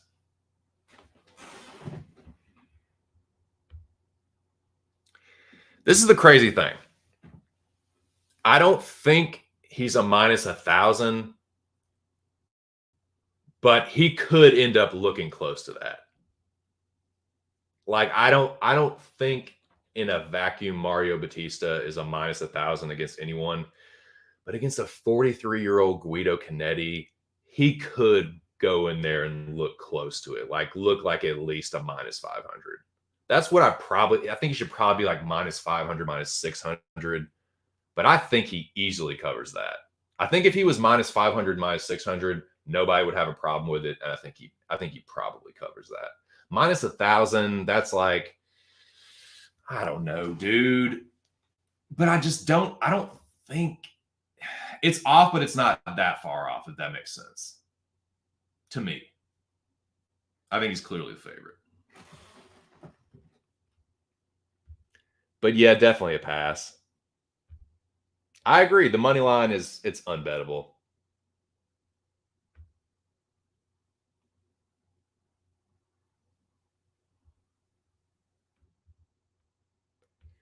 Yeah, dude, that is ballsy. That is fucking ballsy. Yeah, now that I don't mind a stab on Guido because it's going to be retarded. Like, I'm sure. What is Guido by knockout? What is Guido by knockout? Let's see. Let me pull up these bet odds real quick.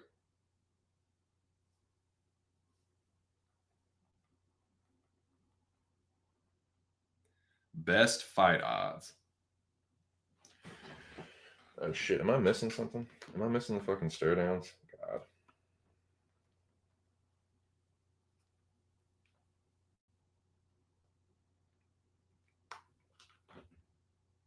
Probably missed stare downs, missed weigh-ins.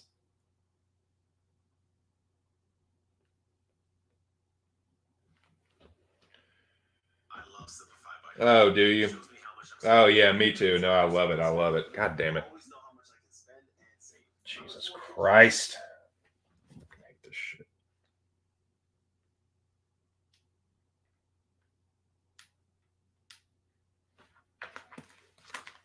I'm getting pissed. Bullshit.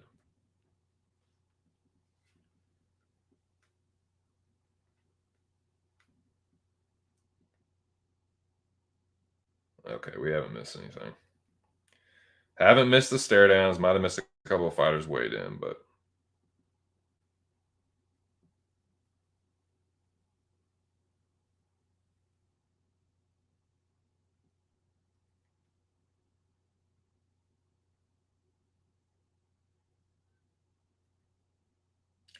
okay, I missed Ramos. He looks like shit. Let's see what he weighs.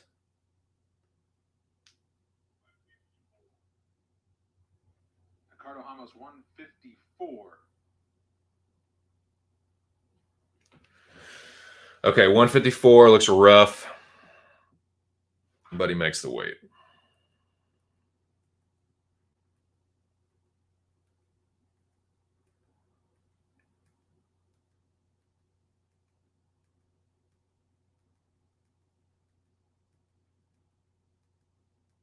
Okay. I don't think. All right.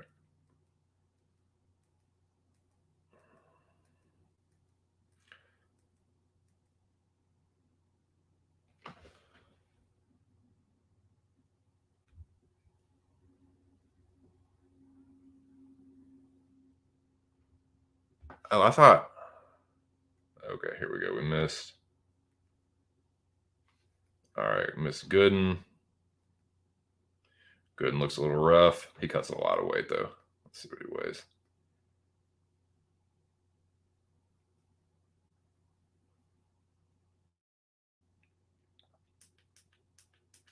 Come on, bro. Everybody knows not to do it. There was some other fighter that put their hands up way early the last time. It's like, y'all have done this a million times. Wait until they announce your weight before you fucking flex. Like, a lot of fighters do it, too.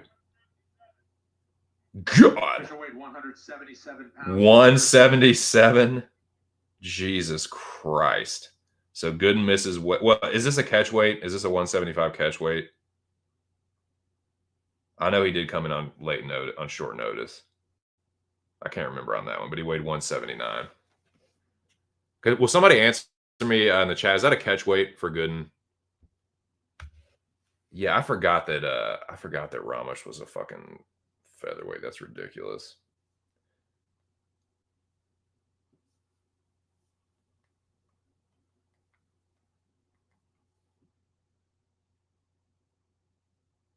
Yeah, featherweight. Jesus Christ.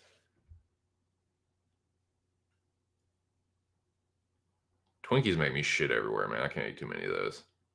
They're good. Like, they're good if I'm stoned, but nah, man, that's just dookie splatter everywhere for me. Yeah, that's wild, dude. Okay, definitely got to make some updates here.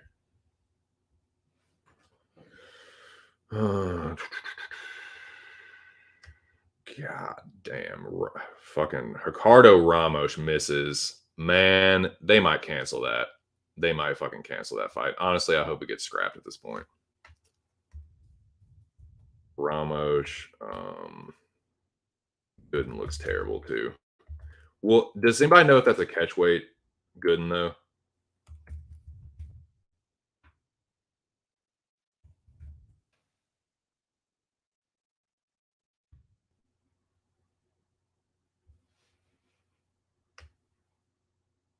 Because I don't want to say that he missed weight if it's a.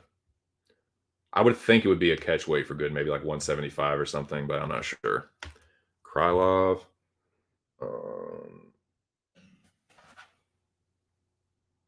Boreski.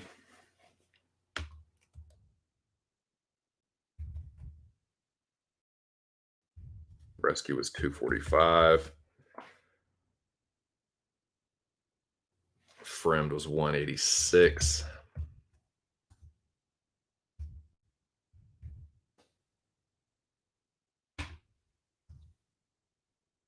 Gooden was 177 or something.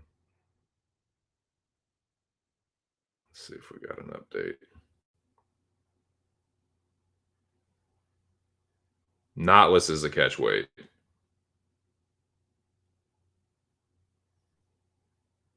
Okay, thank you, Lobby. Miss Welterweight, fine amount and bout status to be determined. Thank you. Man, that 8-pound, they might scrap that Lingo fight. Gooden, I would think, like, okay, so that's a weight miss as well. Thank you for that. Appreciate that, Lobby. See, now that's why Lobby might fuck with me. He might like break balls a little bit, but he'll also like he's not just trolling. There's some banter in there, but it's, you know. He likes UFC, he likes the fights. Keeps things on topic for the most part. Okay, Krylov, Gooden was 177, right? Miss. As well as Ricardo Ramos, that's a bad miss, dude. Something must have happened to him. Gooden I can see because it's short notice and he's a huge fucking welterweight. Like Gooden weighs close to 200. I can almost guarantee fucking to you. So I can see that, but Ramos coming in at 154, dude. 154 and a half. That's a big weight miss, man.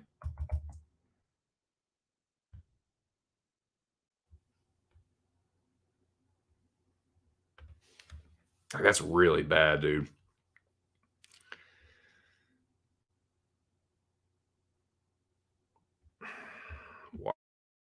Wow. All right, I'm gonna take a piss before we do these stare downs.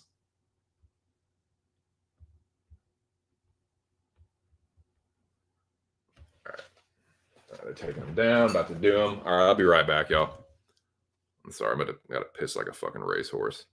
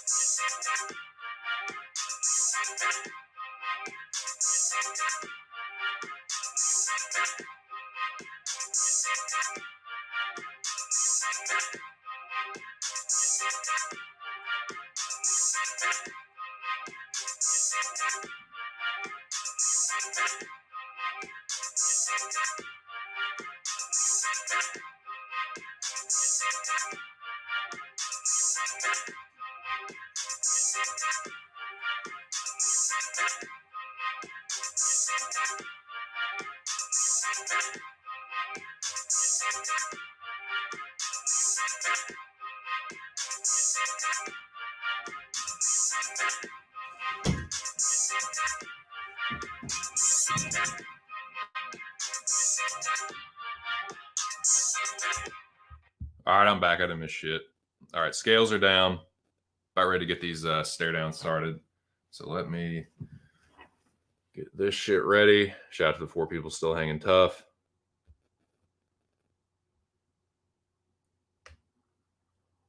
All right. And we will do some more fight talk, some more mecha talk, and some betting talk actually too after these stare downs. But first things first. Get that ready. Get this ready. This whole stare down inspection zone.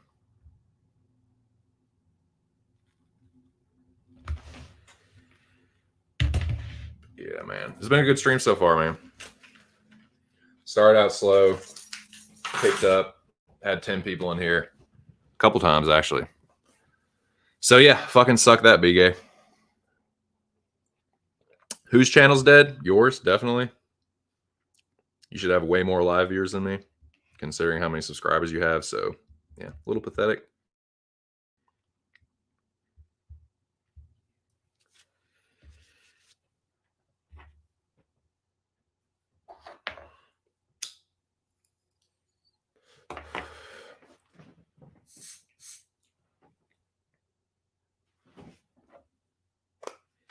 Yeah, that dude is... He's been wilding the fuck out, dude. He's been going on these benders, man, getting fucking drunk. Going on these wild fucking trolling rampages.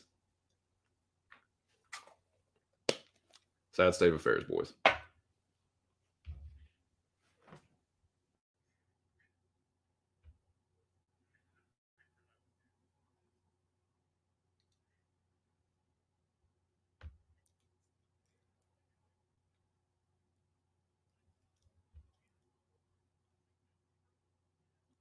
I'm about to after the fucking stare down, motherfucker. Golly. Golly.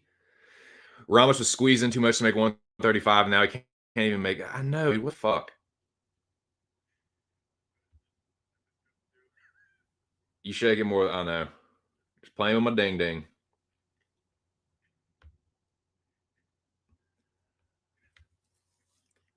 Somebody ate too much Brazilian barbecue for I know, right? Ramos was a big fat boy.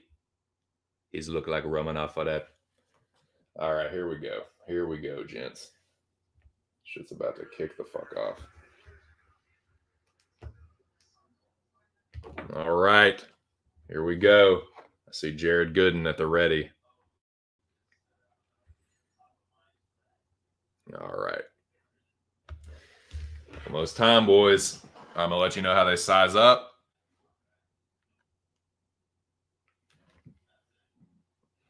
Now, obviously, tomorrow night, everyone's going to be more rehydrated. Everyone will be a lot closer to their natural weight because weight cutting is, by definition, unnatural and really fucked up. But it is what it is. But shout out to Jared Goodman for stepping in on really short notice to fight Carlson Harris. I hope that fight still goes through. And I can actually, his weight miss is way more acceptable and understandable than Ricardo Ramos.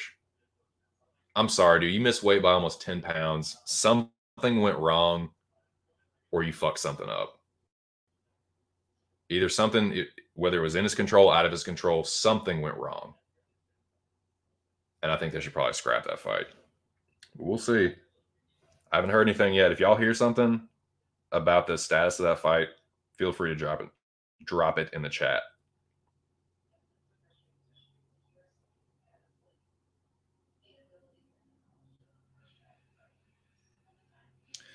But yeah, all the AV nerds are getting into position. Got the fighters ready. About to kick this thing off, man.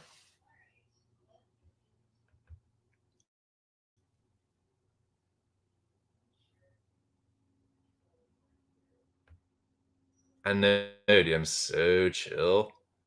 I'm so awesome. I don't get it.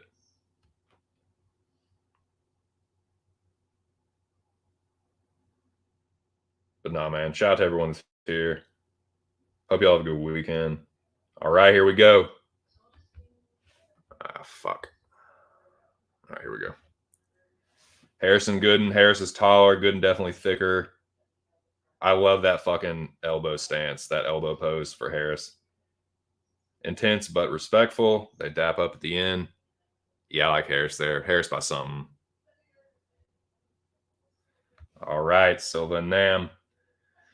So Nam is quite a bit taller.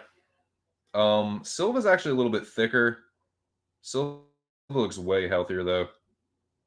Almost an awkward handshake miss there, but they shake hands and they're off.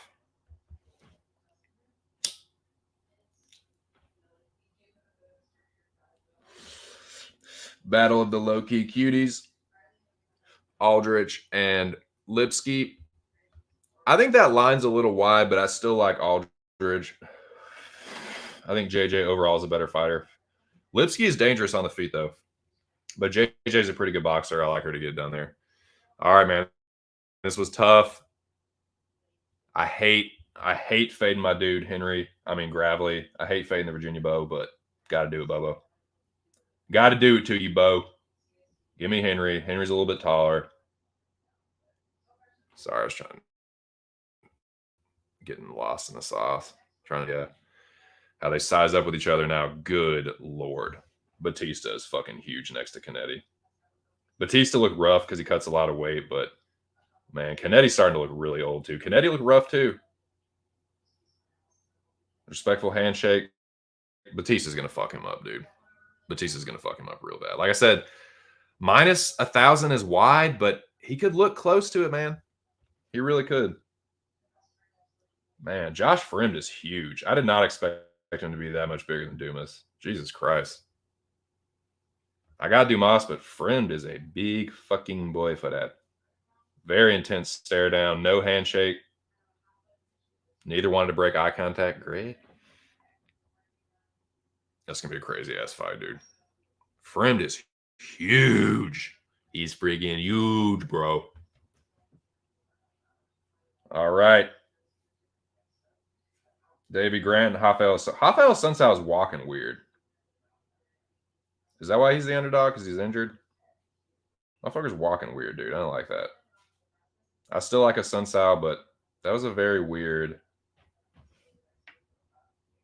stage entrance. Maybe that's why he's maybe that's why the line is what it is. All right, Williams and Bresky. Give me Williams. They're about the same size. Bresky's a little bit taller, but they're about the same height. Bresky's neck is a little bit longer, honestly. That's really what it is. But they're pretty close to the same size.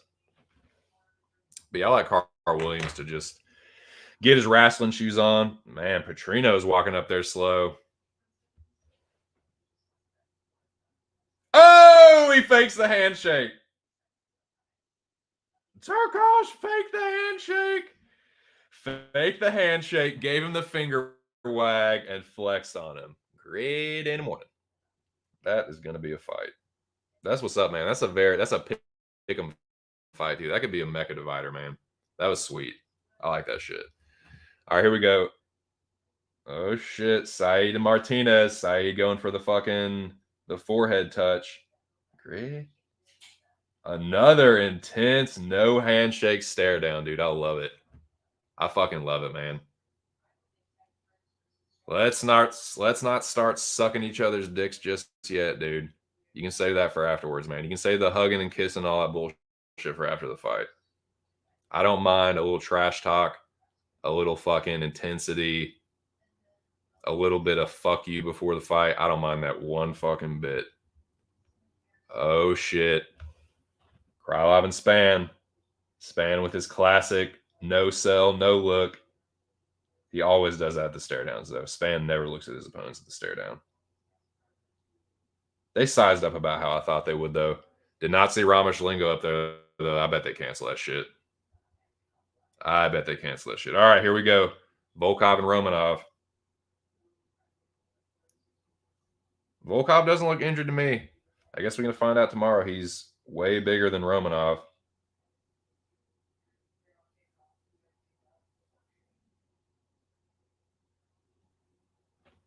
Yeah, Volkov for that, baby.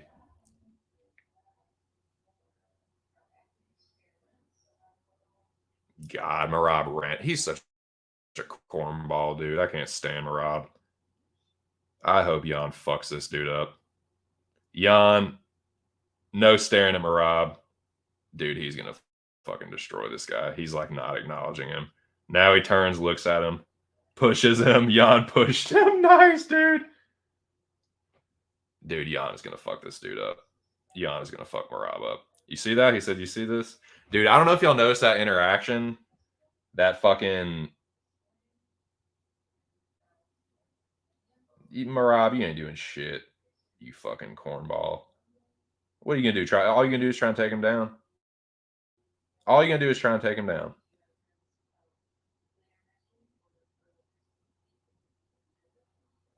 That's all you're going to try and do is hug him, hold him up against the fence. You're going to get spun off the fence and knocked out. All right. But no, I don't know if y'all noticed that. That confrontation they had in the hotel lobby. Or I don't know if it was the venue lobby, whatever. Jan did not break eye contact with him once. Like Marab stopped him in the lobby of the hotel or whatever it was, the lobby of the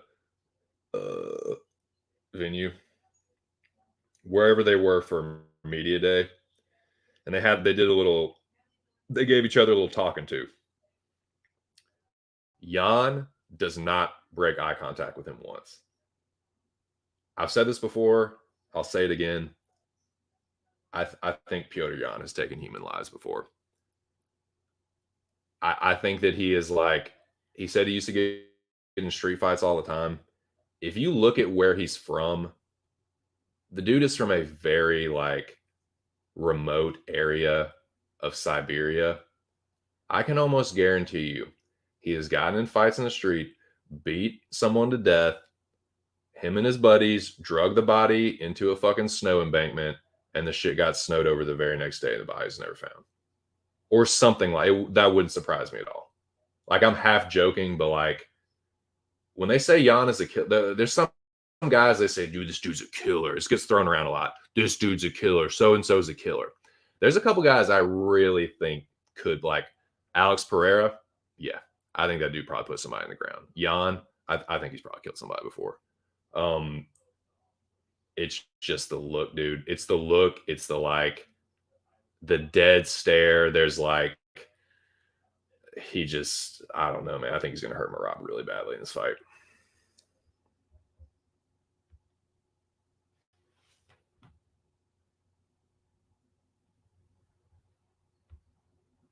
Good.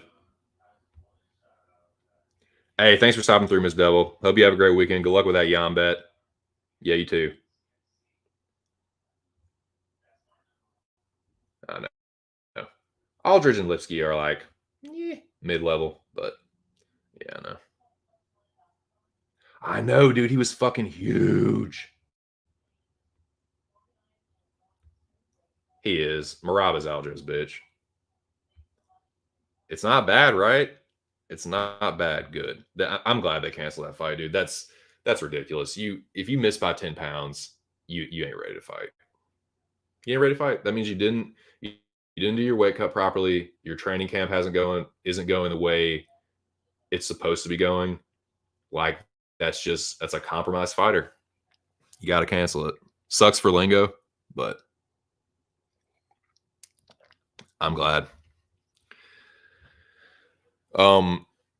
Lingo could have been live to knock him out too, man. I wasn't gonna pick Lingo. I was on Ramos and I was considering betting Ramos by sub, but I think there's a chance Lingo could have knocked him out. I still would have picked Ramos, but yeah. Yeah, shout out to the real deal, Ms. Devil. So those are my picks. Like I said, I think these will be the mecha dividers. Do y'all think Dumas Fremd will be a mecha divider? Do y'all think people will see that weigh in and potentially think that Fremd is live? I've been hearing a lot of people on Fremd this week, dude.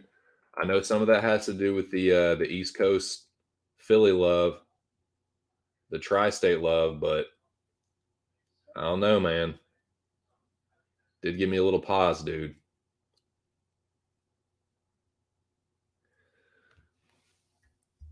I knew Dumas was a big middleweight, and I guess I kind of knew Fremd was too, but good lord.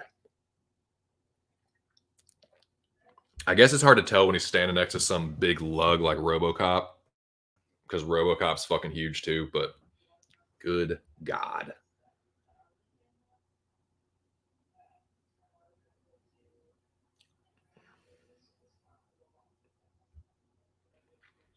What's up, FaZe? Says people from Central and South America are the most violent and bloodiest people. Anyone here? So, FaZe, the Mecca is a competition. Mr. Arkansas is the creator of the Mecca. Subscribe to Mr. Arkansas if you're not already. The Mecca is a UFC prediction competition and challenge. It's a social game challenge too. So it's a competition kind of like it's like Tapology meets Survivor meets Game of Thrones.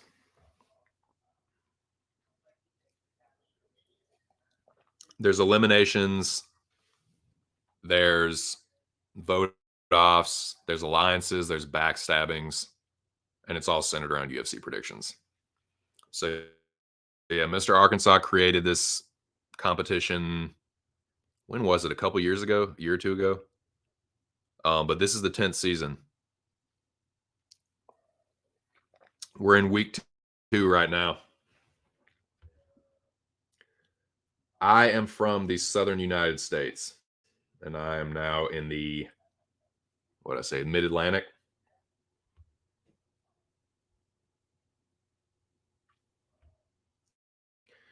Do I have gut issues? What do you mean?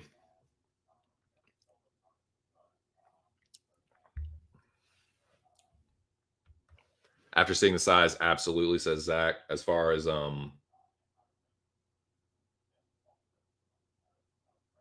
Fremd,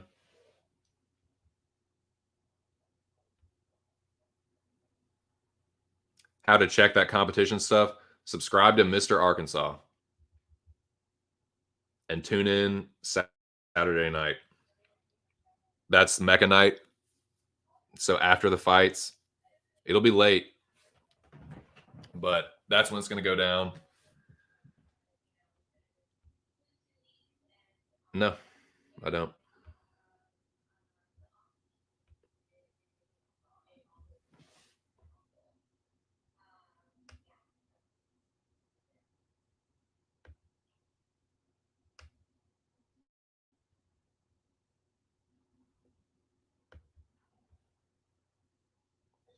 So here we are. It's Team USA versus Team World. I've been jokingly referring to them as Team Terrorist. It's just a joke, though. I'm cool with most of these dudes. I'm cool with everyone on Team World or Team Tourist, but Bigfoot. I'm double check. Moyes, Alex, Anon, Nick Alexander, Chris. Yeah, I'm cool with all of them except Bigfoot. But yeah, it's Team USA versus Team World. I jokingly refer to them as Team Tourists. But yeah, they ain't been terrorizing shit. They didn't last week. We whooped them last week.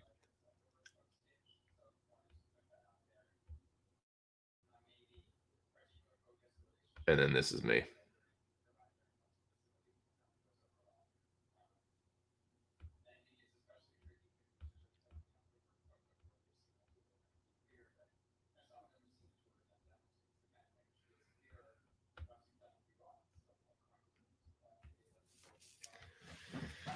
So yeah, it's on, dude. Saturday night is week 2 of the Mecca. I think Team USA will prevail, but I don't know. I don't know if you really say there's a ton of pressure on us. It's only been 1 week. I don't really feel pressure. I think I'm gonna have good picks again this week, and I think the rest of my team will too.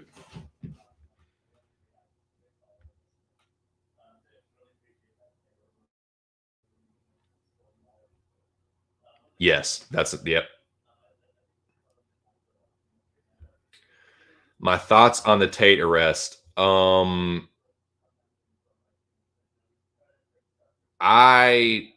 don't know. My thoughts on black people. Hate them. Hate them. I want them all dead. No, dude, of course not. I don't know. My thoughts on black people. They are cool. I don't know. I don't know how you want me to answer that. I feel like these are leading questions. Muslims, hate them. Hate them. Hate them. Anyone that's not white, I hate them.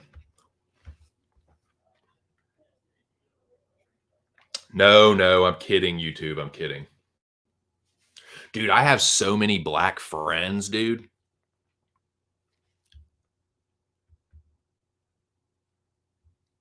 Yes. No, not really. No. No. Moyes is Muslim. I'm cool with Moyes.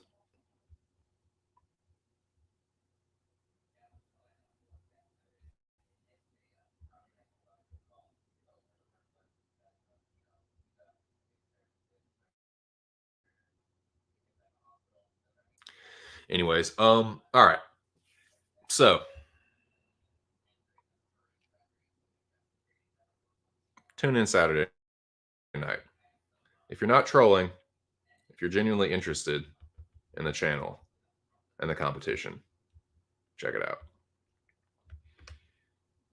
Now, I did say I was going to give out some greasy little plays, which I would not suggest y'all tailing. But I'm having a little fun this weekend with it. There's some long shots, but these are all plus money. Here they are. Now, I'm not doing super great with the betting this year, this calendar year, since 2023 started. I'm down just a little bit, but I'm not chasing. I'm going to continue to bet very small and just see what happens. I'm still figuring this thing out. Trying to figure out what I'm good at. And until I do, I'm not going to get crazy. So, these are my bets. I have 1, 2, 3 parlays. I have 5 bets total. 3 parlays and 2 props. I'm definitely sketched out about a couple of the parlays now. And one of the props. But it is what it is. Okay, here's the submission. Jimmy had taken a stab on Volkov by submission. It was like plus 1800, something crazy like that. This is another. The odds are pretty long on this, but I feel like they should be closer. This dude has not had a finish in a while, but against the fighter that he is competing against, I think he could be live for one. So here it is. Here's my long shot submission prop. Boom. What do y'all think? Grant's been subbed 4 fucking times, and it's not always by really great fighters. I think Sun Sao is one of the, other than Cheeto, probably the best fighter he's fought in the UFC. I think he's way better than the jobbers that Grant has been beating. And I just, yeah, it did look, Sun Sao looked weird though. He was walking weird. He was weird at the stare downs. If he's injured, that could explain why he's the why he's the underdog. I don't know. I don't try to look too far into that stuff. I always say, like, don't make your picks or bets based off the weigh-ins and who looks good or bad, because usually if they're the better fighter, they're going to win. If they're not, they're going to lose, no matter how good they look. With this one, it's like, he did look a little weird, but I'm just going to stick with him. I think he is the better fighter. I think he's going to play it safe, and if it does get hairy, I think he will go to the grappling. Grant's takedown defense is not very good, and his sub defense is fucking terrible. Sun Sao is a black belt. I think he's way more live for a sub than this line indicates, and so I'm taking a little stab on it. That'll make my night, though, dude. If that hits, I'm already in the green, so fuck it. This parlay, I feel like, is pretty good. There are 1 or 2 legs that could maybe burn me, but for the most part, I feel like this is a pretty responsible parlay. One fight in particular, I'm a little sketched about, but I think this is not bad. This is not too much of a retard parlay. 4-legger, Silva, Henry. I'm a little sketched out about Turkal. He was pretty cocky at the weigh-ins. Petrino is definitely dangerous on the feet. I hope he doesn't fuck around and just takes this to the ground, smashes him. I think Saeed's a better fighter. I really don't understand all the love on Jonathan Martinez. I just don't get it, man. Other than Cub Swanson, his wins are just, and like, Cub is a shell of his former self. So I don't get the fade on Saeed. Everyone loves to try and fade him. People were doing it against Saeed, like when he fought Saeed Jakob too. It's like, I don't get that shit, man.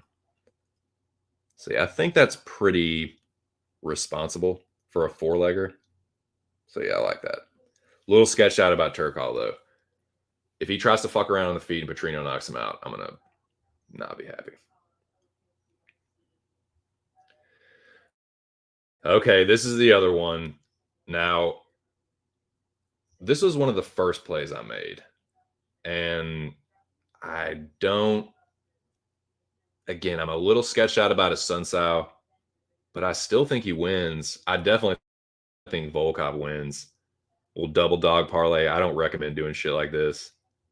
I don't recommend tailing these bets at all, because I have not been off to a good start in 2023.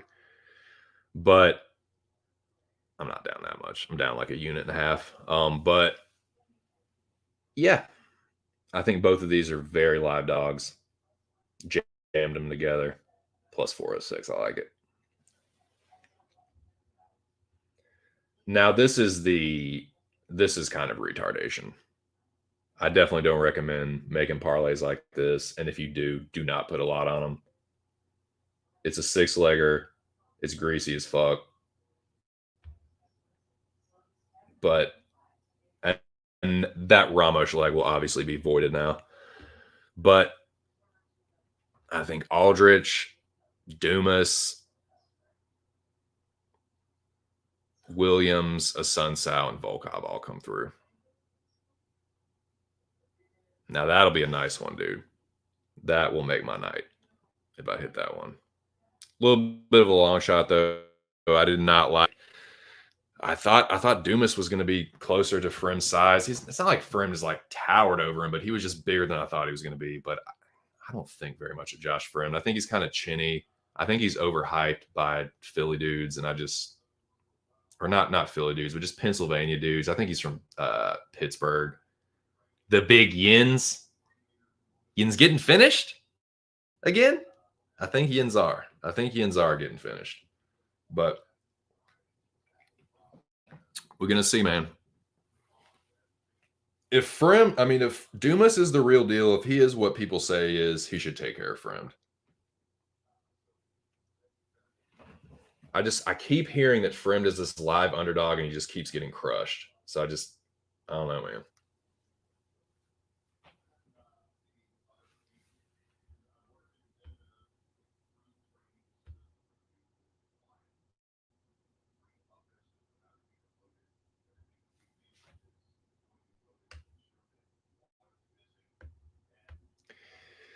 So again, those are my first four. My last play is this. This is my last play. I actually feel pretty good about this one. This I don't really consider much of a long shot. I think I won't even say the odds are off, but it's still pretty decent for what I think is a very reasonable path to victory. I like Jan by knockout. Him and Merab, I mean, y'all saw it, dude. They fucking can't stand each other.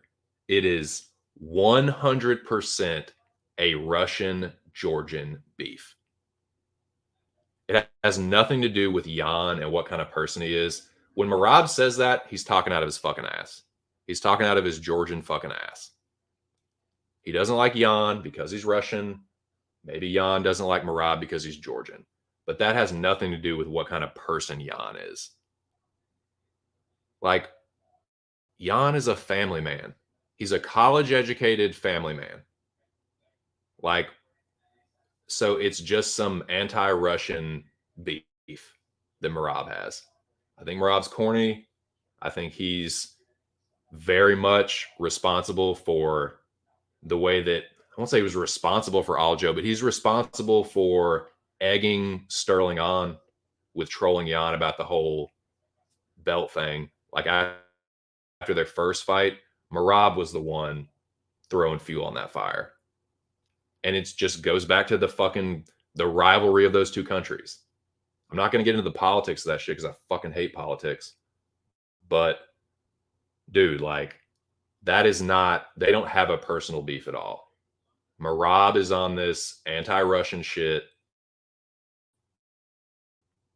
He's been pushing it for a while now. And I don't know enough about the history of either of those two countries to get into that. But that's what it is. Don't get that twisted. So I think a lot of his shit is just like flexing, posturing. Georgia cannot look weak. It's like, what the fuck are you talking about? Like Jan is Putin or something. It's like, it's just so weird, man. So yeah, that's what it is. It's political bullshit. I think Jan is much meaner. He is 150% the better striker. Merab, I'm not gonna say he's a glass jaw, but if Marlon Moraes is putting you down like that, you better fucking believe that Jan can do it. And Jan won't fall off a cliff like Marlon Moraes always does. Jan, the cardio is close. Actually, I think Jan might have better cardio. And I think Jan's grappling is better than Merab's striking. Like, I think Merab will get a takedown or two, but I don't think he's going to hold Jan down. And over 5 rounds, I think if Merab is grappling heavy, constantly shooting takedowns, and if Jan's stuffing him, dude, Aljo is a really good wrestler. And Jan stuffed like 17 of 20 takedowns in their second fight. Like a shit ton of takedowns. Jan has good defensive grappling.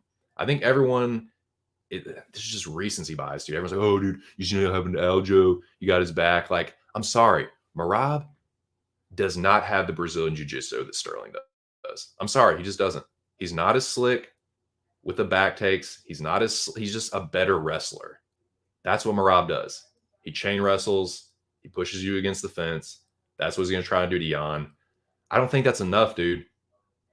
I don't think that's going to be enough. I don't think he's quite as good as Sterling. I think dude, you look at the first fight between Jan and Sterling, you would have thought Sterling wouldn't have had a chance at all. So I think I think this is like, they saw that second fight. They saw that Aljo had success with the grappling. They're like, oh, Merab trains with Aljo. Merab's a good grappler too. It's completely different style. Not completely different, but it's different styles. And I don't see it. I think Jan's going to do it on the feet. Jan is going to fuck him up. I think he's going to knock him out too.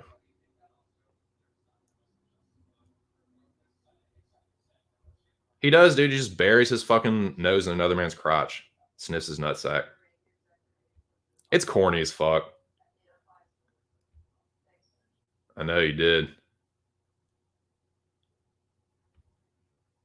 Yeah, exactly, dude. Dang. Yeah, RIP to my Jan parlays against Suga. That fucking robbery. And that's another one too. I was like, oh, he lost to Sean O'Malley. Dude, y'all do not even want to see what Sean O'Malley versus Merab would look like on the feet. Like, Sean's a big bantamweight too, man. Merab is a little wrestling rat, and he's going to get fucked up.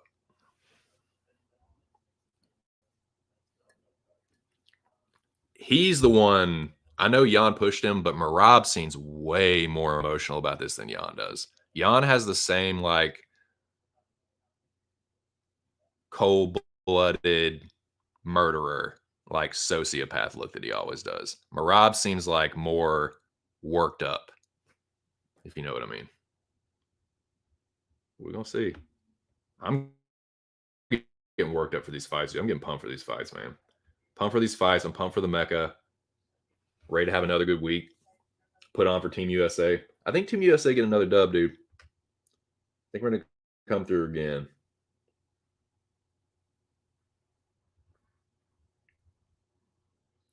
But yeah, make sure you're all subscribed to Mr. Arkansas if you're not already.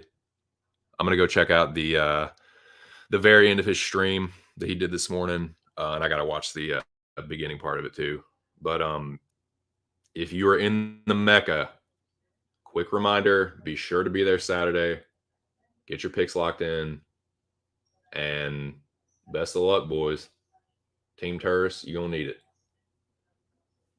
If y'all want to survive, dude, we beat y'all again, your team might get fucking dissolved and fucking reincorporated. And it might be a fucking, Ark might have to reshuffle the whole thing. We'll see, though.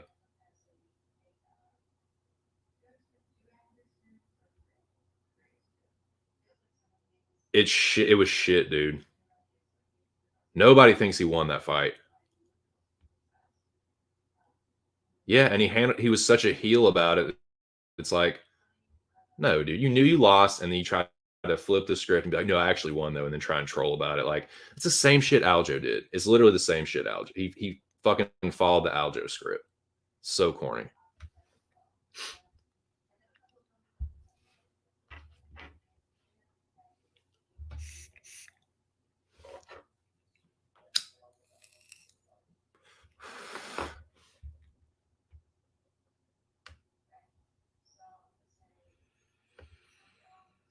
So yeah, we're at 2 hours and 25 minutes. I'll probably go for 3 hours, I reckon. But it just depends, man. It's been a good stream so far, though.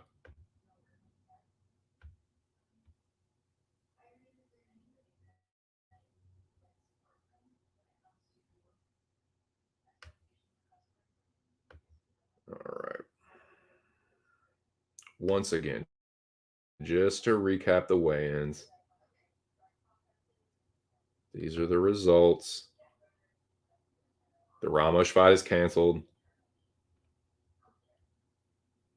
far as I know, Gooden and Carlson Harris are still on, which I think is the right thing. I don't hold that against Gooden too much. I appreciate he stepped in on short notice too, so Harris could we get a chance to see Harris again. Why has Harris been out? Was he injured? I feel like Aaron said something about that Wednesday, and I can't remember. Fucking stoner memory. God damn it. I feel like that was the case, though. Perhaps is that why Harris has been? Why we haven't seen him in a while? I'm sure he needed to take some time off after the Shavkat KO, but it's been a little while. I still think he gets it done. All right, so looking pretty good.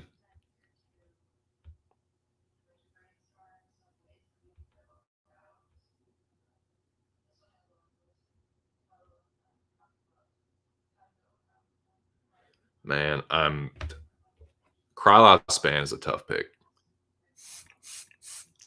Sticking with Krylov is tough because I want to pick Span. I feel like for some reason Span is like more alive now. It just feels like that. But I'm gonna be disciplined and stick with Krylov.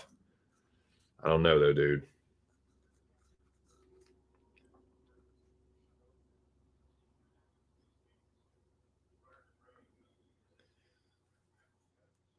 All right, that's who was looking good. This is who's looking a little shaky to me.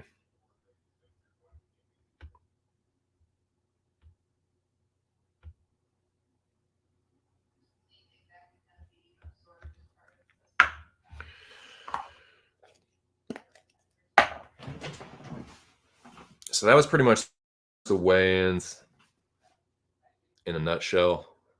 2 fighters missed weight, 1 fight's canceled. Who looked the best? Let's see. Ramos obviously looked the worst. Other than Ramos, I'd say probably. Oh, yeah. Oh, I forgot to put this one up there. Nam. Tyson Nam looked really bad.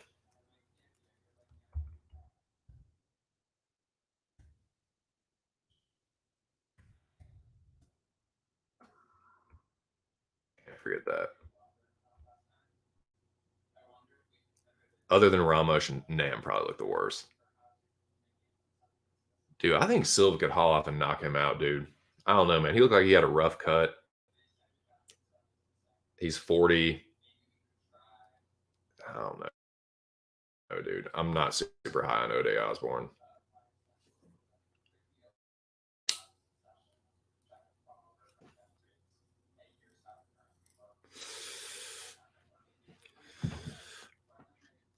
I don't know. I've never been very high on Tyson Nam either. But yeah, Gooden. It's not like Romanov looked drained or anything. He just looked like a tub of shit. Like I've seen him look more prepared. Volkov weighed more than I thought he would, but he still looked okay. I don't know if there's anything to what Moyes was saying about him being injured or not. We'll find out on Saturday, obviously. But I think if his quote unquote injury is not affecting him too, I think he should get it done. I think he's a way better fighter, way more experienced fighter. I think Romanov's a little bit of a fraud. But again, we will see. If he goes out there and subs Volkov in a minute and a half or something, fuck me. But I don't think he's Tom Aspinall, dude. I don't know. I think he's got like 1 round of cardio. So yeah. That's pretty much the weigh-ins in a nutshell.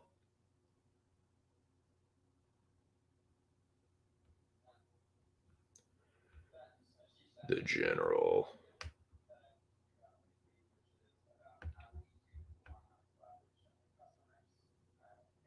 Tomorrow night, boys. It's going down. Who's going to get it done? Will Team Terrorist strike back? Will they get their revenge? Will they fucking suicide bomb Team USA? Tune in Saturday to see. Or will greatest country in the world get another one? Damn old Team USA, Bo Dick. Team USA getting it done. I think we're going to get it done again.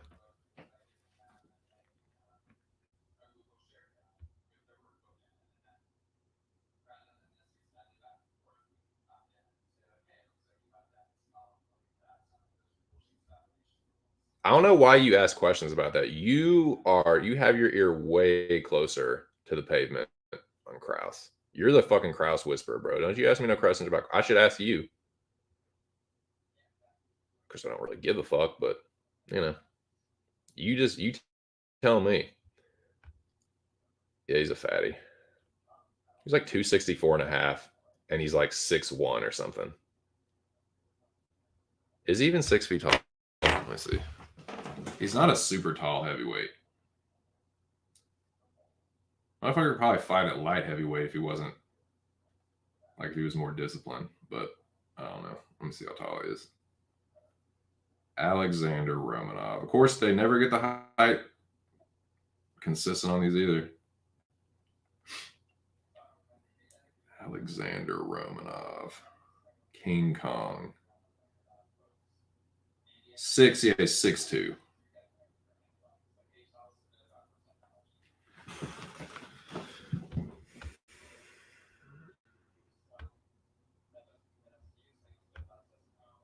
Yep.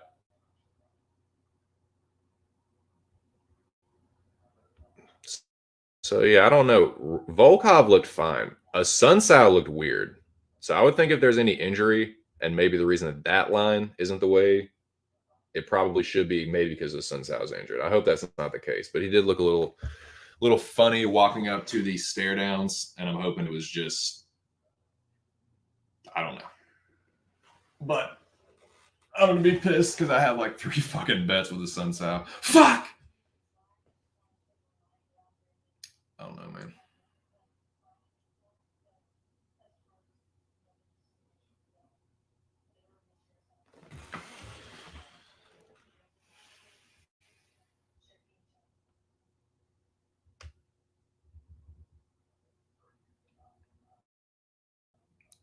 My most confident pick. My most confident pick is Jan. Marab is good. Jan is better.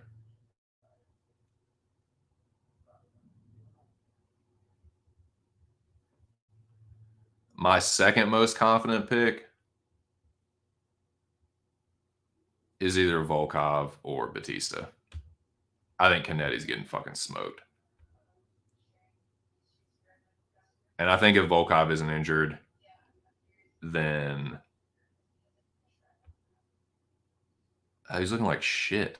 I thought he looked terrible with that weigh-in.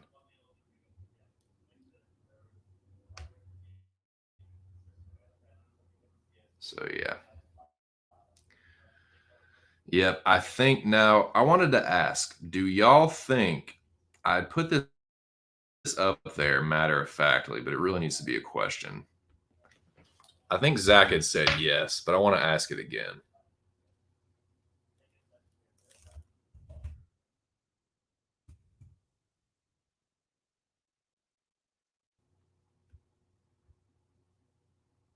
Will that be a Mecha Divider? 4 people in here. What do you think, General? I think Zach said he thought it would be. I can see that too. I can see some people being on for him now. He's had more experience, fought a little bit higher level of competition.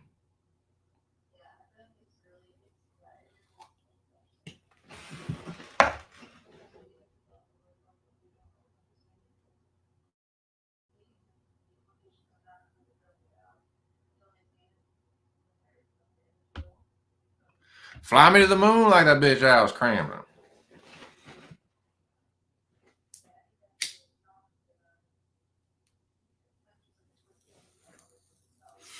Sometimes I just want to throw it all down and get lifted.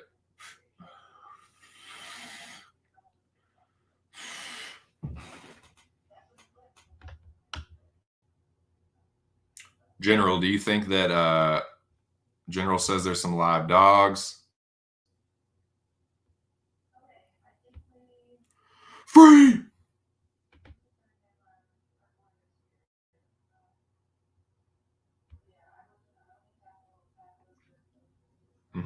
Yeah, he does. He has like an inch reach advantage.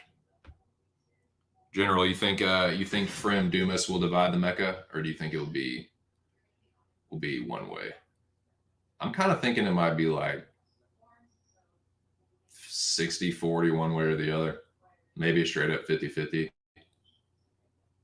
I'm kind of feeling that way with Turkal and Petrino too, although it might be like 60-40 Turkal.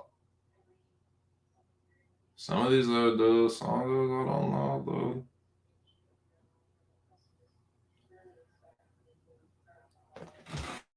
Yeah.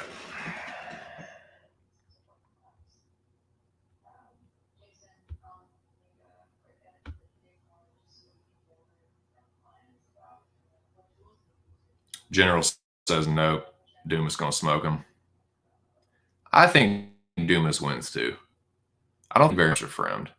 He's fought higher competition, but he just gets crushed in every step up. I think he's kind of an overhyped jobber. Yeah, I'm not very big on Josh Fremd. Everyone swears that he's so live in every one of these fights. He gets him crushed. I just don't think. I think Dumas is decent. From what I've seen, I mean, he hasn't really fought anyone, but you can only judge the guy based on what he's done and who he's done it against. So I think all of that kind of balances out to him being a decent looking prospect. And I just don't think Fremd is one. And I don't think it's because he's like, oh, well, dude, look at who he's fighting. It's like, yeah, I know, but he obviously can't beat any of them.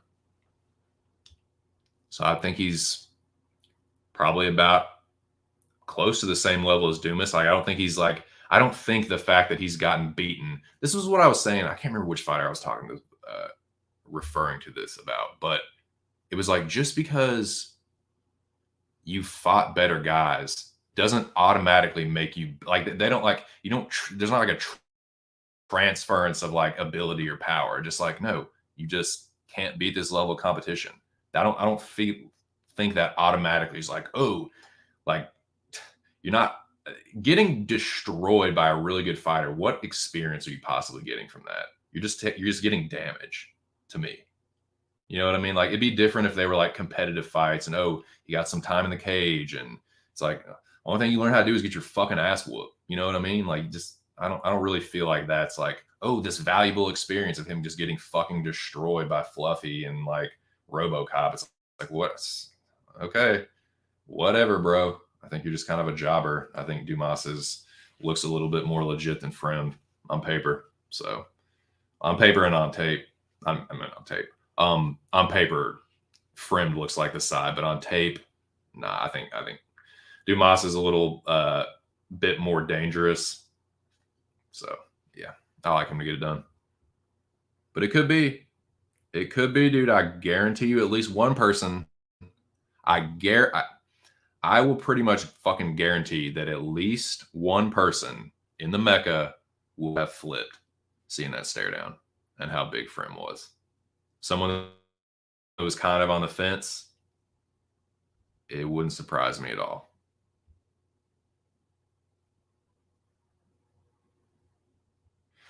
That's what I'm saying, dude. Gore is shit. Well, Gore has a good record. It's like, dude, he is fighting 0-0 dudes or worse. Gore is not a very good fighter. Like, not on the UFC level. I just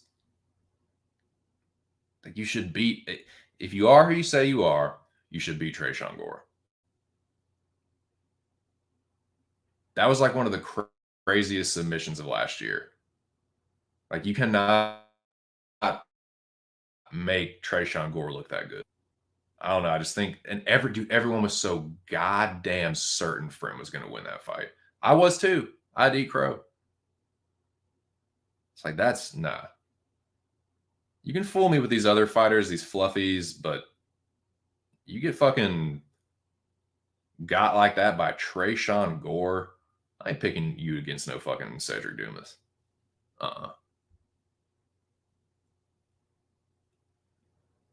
Yep. I don't see it neither. You said it. You said it, homie. Gore sucks. And giving that dude a highlight reel submission where it looks like he was literally about to take his skull home with him. Like it looked like he was about to rip Frem's skull off. That was one of the crazier looking submissions of last year. Like it wasn't against a high level competition, but like it was pretty high on my prelim submissions.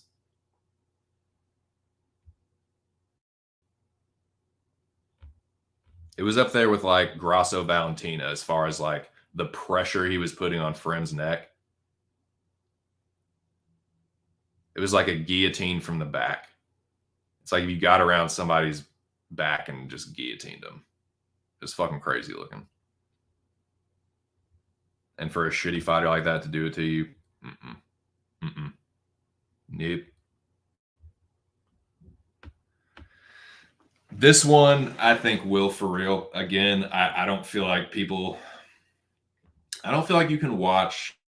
I'm not saying anyone's going to do this, but I feel like if you were the kind of person that would be on Friend because of the stare downs, I feel like some people might switch to Grant because the Sun Sao did look.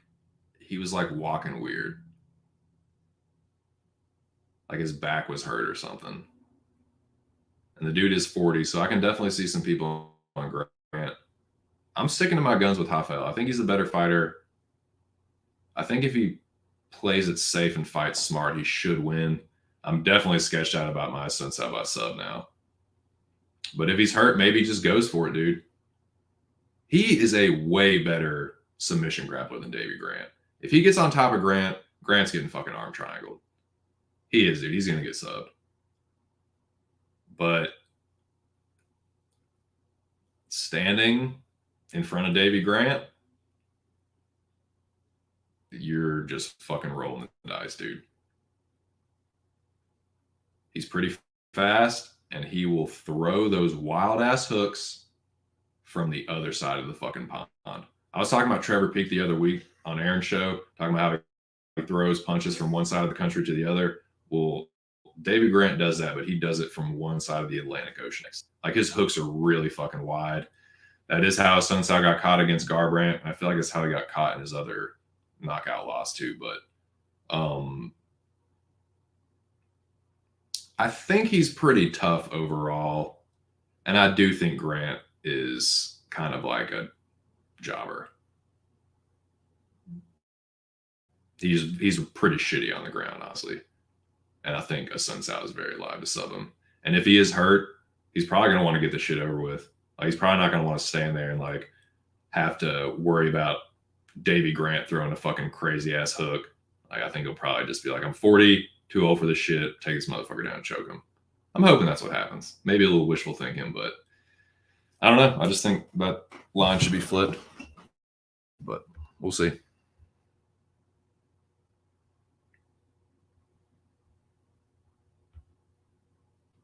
Yeah, I think Grant is live on the feet for sure.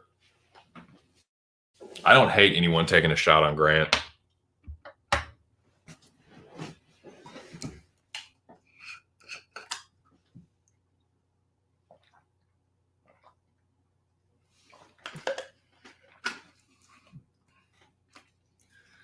Yeah, that could be a Mecca divider, dude. A Sun Sao is the underdog. Not everyone's going to pick him. I know that. So I think that's a pretty safe assumption that will be 60-40, 65-35, one way or the other. Maybe like 65 Grant, 60 Grant, something like that. This one I don't know, but I'm kind of assuming because it's lined so close. Maybe more people on Turkal, but I've heard a couple people say that they like Petrino. I think he's the more dangerous striker. I just don't think Turkal is trash on the feet. Like he's pretty good at mixing up the striking and grappling.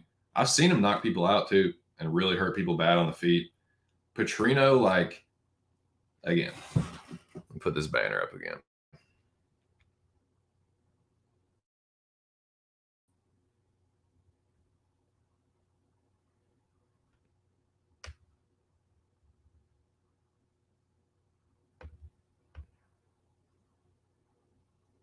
Tune in Wednesday for these UFC breakdowns on Aaron's channel. I said it Wednesday. I went through the records of the dudes that Petrino's been beating. They're like Trayshawn Gore or worse. There's like 0-17 dudes on there. 0-0. Fucking anti-Gulov. Like, Maine? Like, it's not good. So I think like Petrino could be a little bit of a can crushing fraud. And if he is, he'll get exposed. I think Turkal could expose his grappling pretty bad, honestly. And Turkal is pretty, when he gets on top, his ground and pound is pretty forceful. So I could see a TKO by GMP potentially, but could also see a sub. Could also see decision. Kind of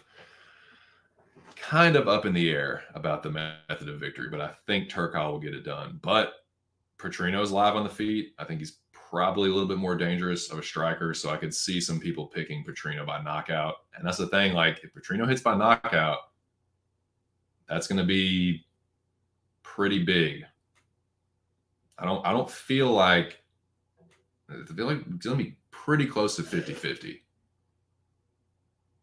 So a good percentage of the Mecca, if Petrino hits, it's going to be crazy. Those are the ones that you don't want to get wrong. The ones where everyone's on one side, if you get those wrong, that's okay.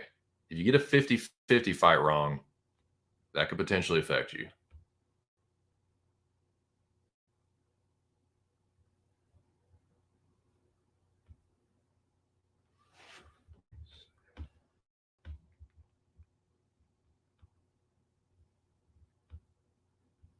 Well, it's the big show. What up, show? What are you doing? What are you doing? The general likes Grant.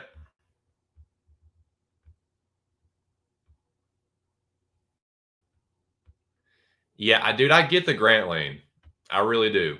But I'm going with the Sunset. That's just my gut feeling. Turkal by second round. So Mish. Yeah, I don't hate that. I don't hate that at all. Big show. Who you like this weekend? What's your favorite, if you don't mind giving it out, of course. What's your favorite play this weekend?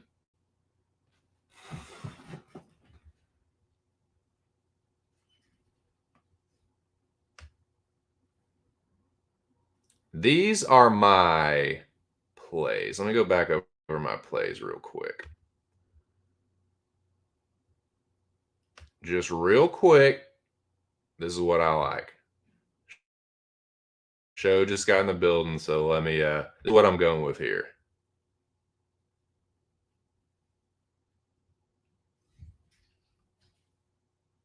I like a Sunsao Submish, Pieter-Jan knockout, greasy four-legger,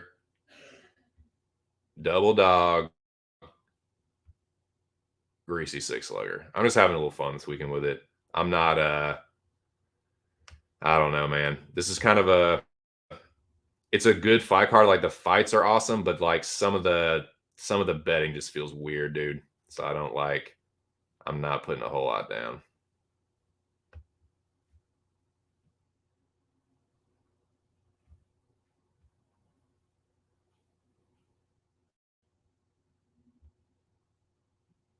Don't mind Romanov. He's a big fucking boy. Yeah, I think he's live early. I think he could take Volkov down and lock something in before Volkov. Volkov is kind of like, he can kind of be a slow starter. So yeah, I don't hate that. Volkov for me was like an instant like knee drop. I feel pretty good about Volkov actually, but Moyes was saying something maybe he could be injured, perhaps, because I feel like that's just weird. I feel like it's weird for him to lose to Tybura, get a fight against a guy that beat Tybura. I think that's weird in and of itself. And then the fact that he's now the favorite in that fight after he lost to a guy that Volkov beat. So if he is injured and does look weird in the fight, that would make sense. So I'll give Moyes credit. I'll give Big Moyes credit for that because he pointed that out, that possibility. And I thought a Sun Sal looked weird too. I was just saying this. I don't know if you caught that. I thought he looked weird walking up to the stare down. It was just awkward. Like he was like, it looked like a little hurt back walk. It's like I've walked like that before when my back's fucked up. Like I wonder if I wonder if that's why, because you would think like, other than the age, why would Grant be favored? Like he's definitely not as good of a fighter as a Sun Sao. Hasn't beaten anyone on the level of guys that a Sun Sao's beaten. Just, I mean, maybe Cheeto a million years ago, but I don't know, man. I think Grant's a jobber. That's just weird. Right on. Yeah, I'm just having some fun with these, but yeah, I thought I would feel more confident, but I don't know. I just don't. Oh shit, no calling it. Well, yep, could be old man back. I don't know. We're gonna find out, man. I think a Sun Sao Grant is gonna be a big divider. I think it's gonna be a big divider in the Mecca, dude.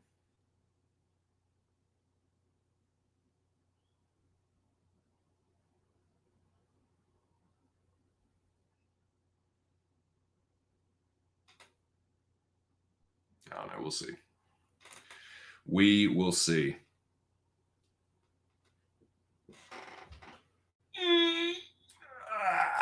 Fucking stretch my. Speaking of old man backs, god damn, this fucking weather, dude. Weather will not make up its fucking mind in the Mid Atlantic, dude. It's just unfucking real. At least if you're far north, you know it's just gonna be cold as fuck right now. But it is a different season every fucking day.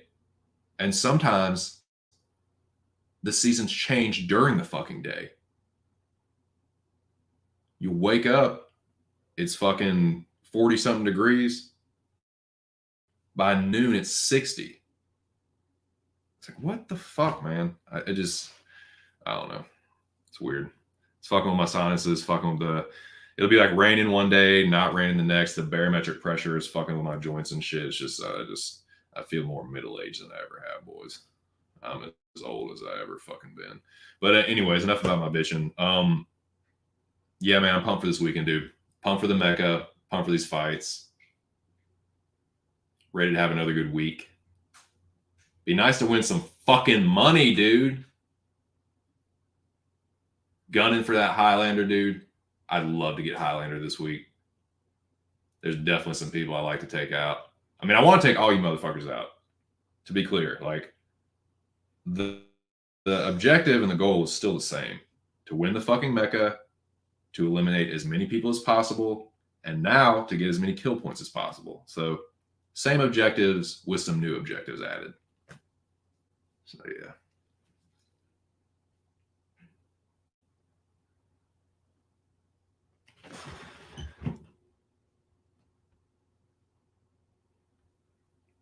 Yeah, all y'all motherfuckers got is sunny days. You West Coast bastards. You in fucking California. That's wild.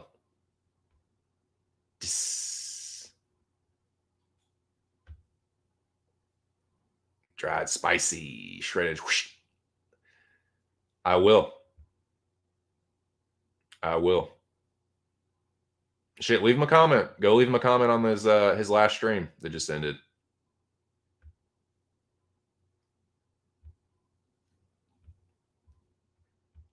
Yeah, he did a stream this morning.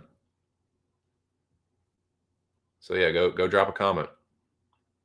Say what up, Art. Yo, rabbit dog, you. Yeah, man. Excited for this weekend. Tomorrow, dude, it's going down. Tonight will be like Bellator, I believe. And then there will be LFA, PFL. I can't remember the schedule for all that stuff. Subscribe to Aaron the Dog. He can tell you all that. Subscribe to Mr. Arkansas. Of course, tune in tomorrow night for the Mecca. I think I covered everything. Talked about potential Mecca dividers. Talked about, gave some of my thoughts on how I'm going to approach these next few weeks in the game in general. Talked about the weigh-ins, gave my thoughts on that. Gave my bets out. And I gave my picks out too. Those are going to be my Mecca picks. Again, the methods of victory, some of that I'm still fine-tuning a little bit. But that's who I'm picking. Again, it's like everyone's been saying, like, it's going to be dogs are barking this week. It's like I only have 2 dogs, I think. So I'm feeling a little nervous about that. Like, oh, man, maybe it's a little – I don't know. I feel like sometimes that's not always – like sometimes when people say, oh, the dogs are going to be barking, it's still just another choppy week. I think sometimes people say that hoping that the dogs will bark. But we're going to find out, dude. I think there's some dogs that look live that will end up losing. You know what I mean? Like there's some dogs that look live on paper, but that will still end up losing. And people will be like, it's so funny. People will do that too. They'll be like, oh, that was a good bet. Like I feel like that the value is there. And it's like, you'll just say the same thing next week. You'll be like, this dog has value and it'll just lose. Like, it had value though. It was good. It's like, okay. I guess if losing is value, sure.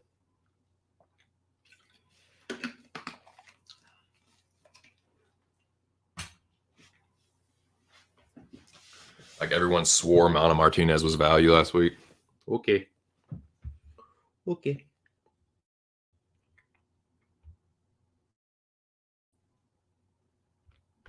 Yeah, hit him up.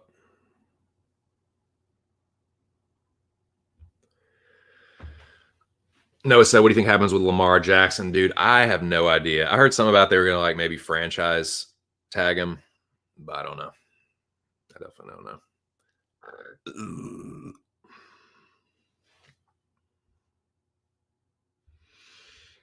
I wish he would have taken the money.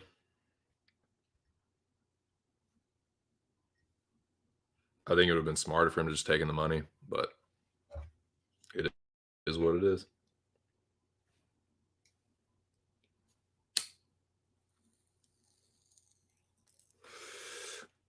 But I think that just about does it, boys.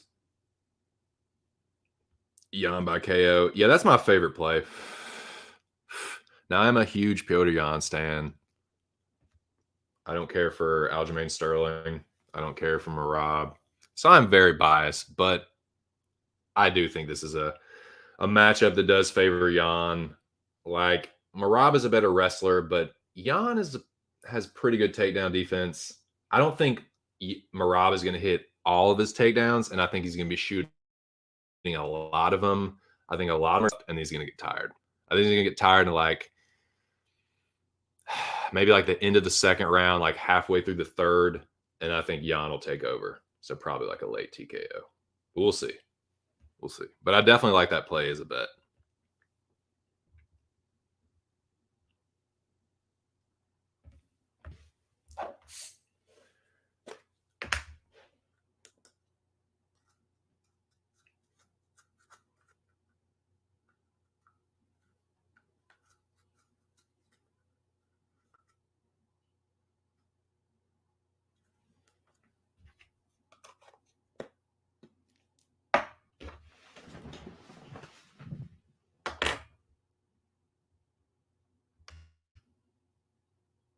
Let me go back over, just double check. Yep.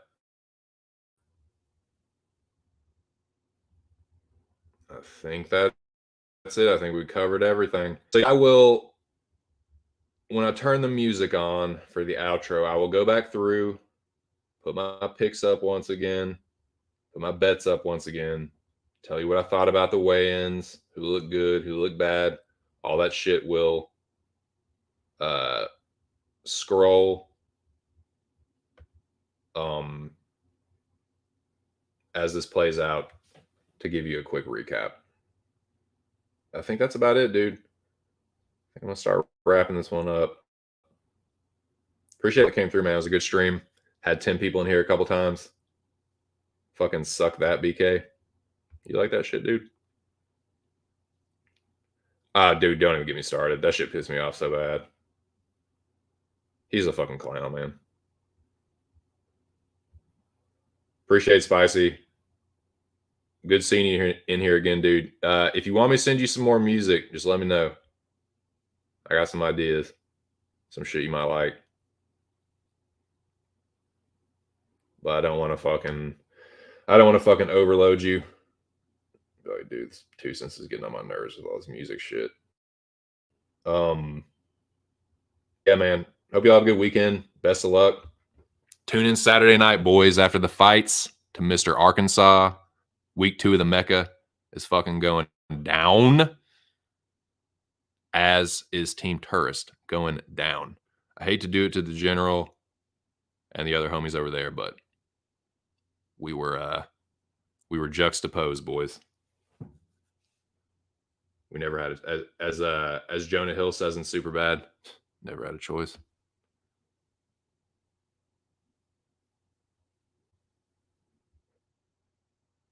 Return of the Squid, yeah. Yeah, get up in there Saturday night, dude. Hype the Mecca. But yeah, I think that's it for me. We'll get the fuck up out of here. Got some shit to take care of. Little methods of victory to fine tune. A little bit more tape study for that. And yeah, spend the Friday night with the missus. Pump for these fights tomorrow.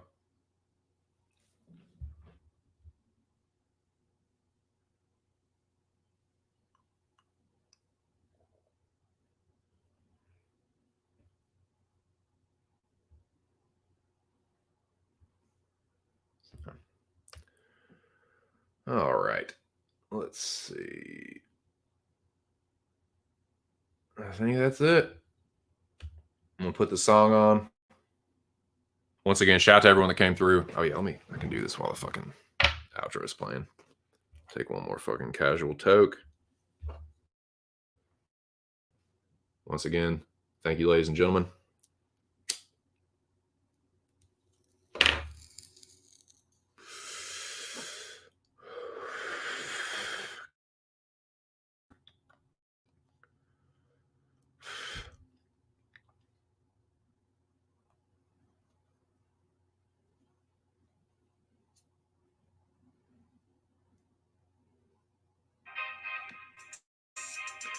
All right. It was another good. Shout out to everyone that came through. Appreciate the support.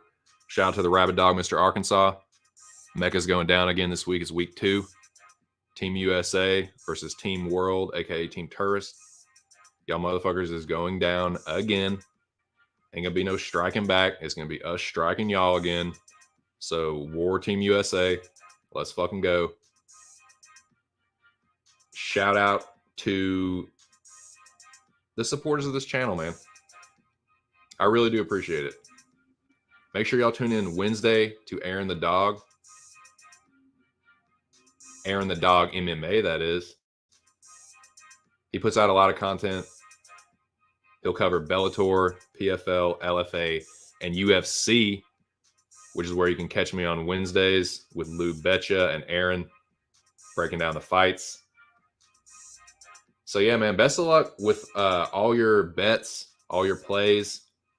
Best of luck to everyone in the Mecca with your picks. You're going to fucking need it if you're not on Team USA.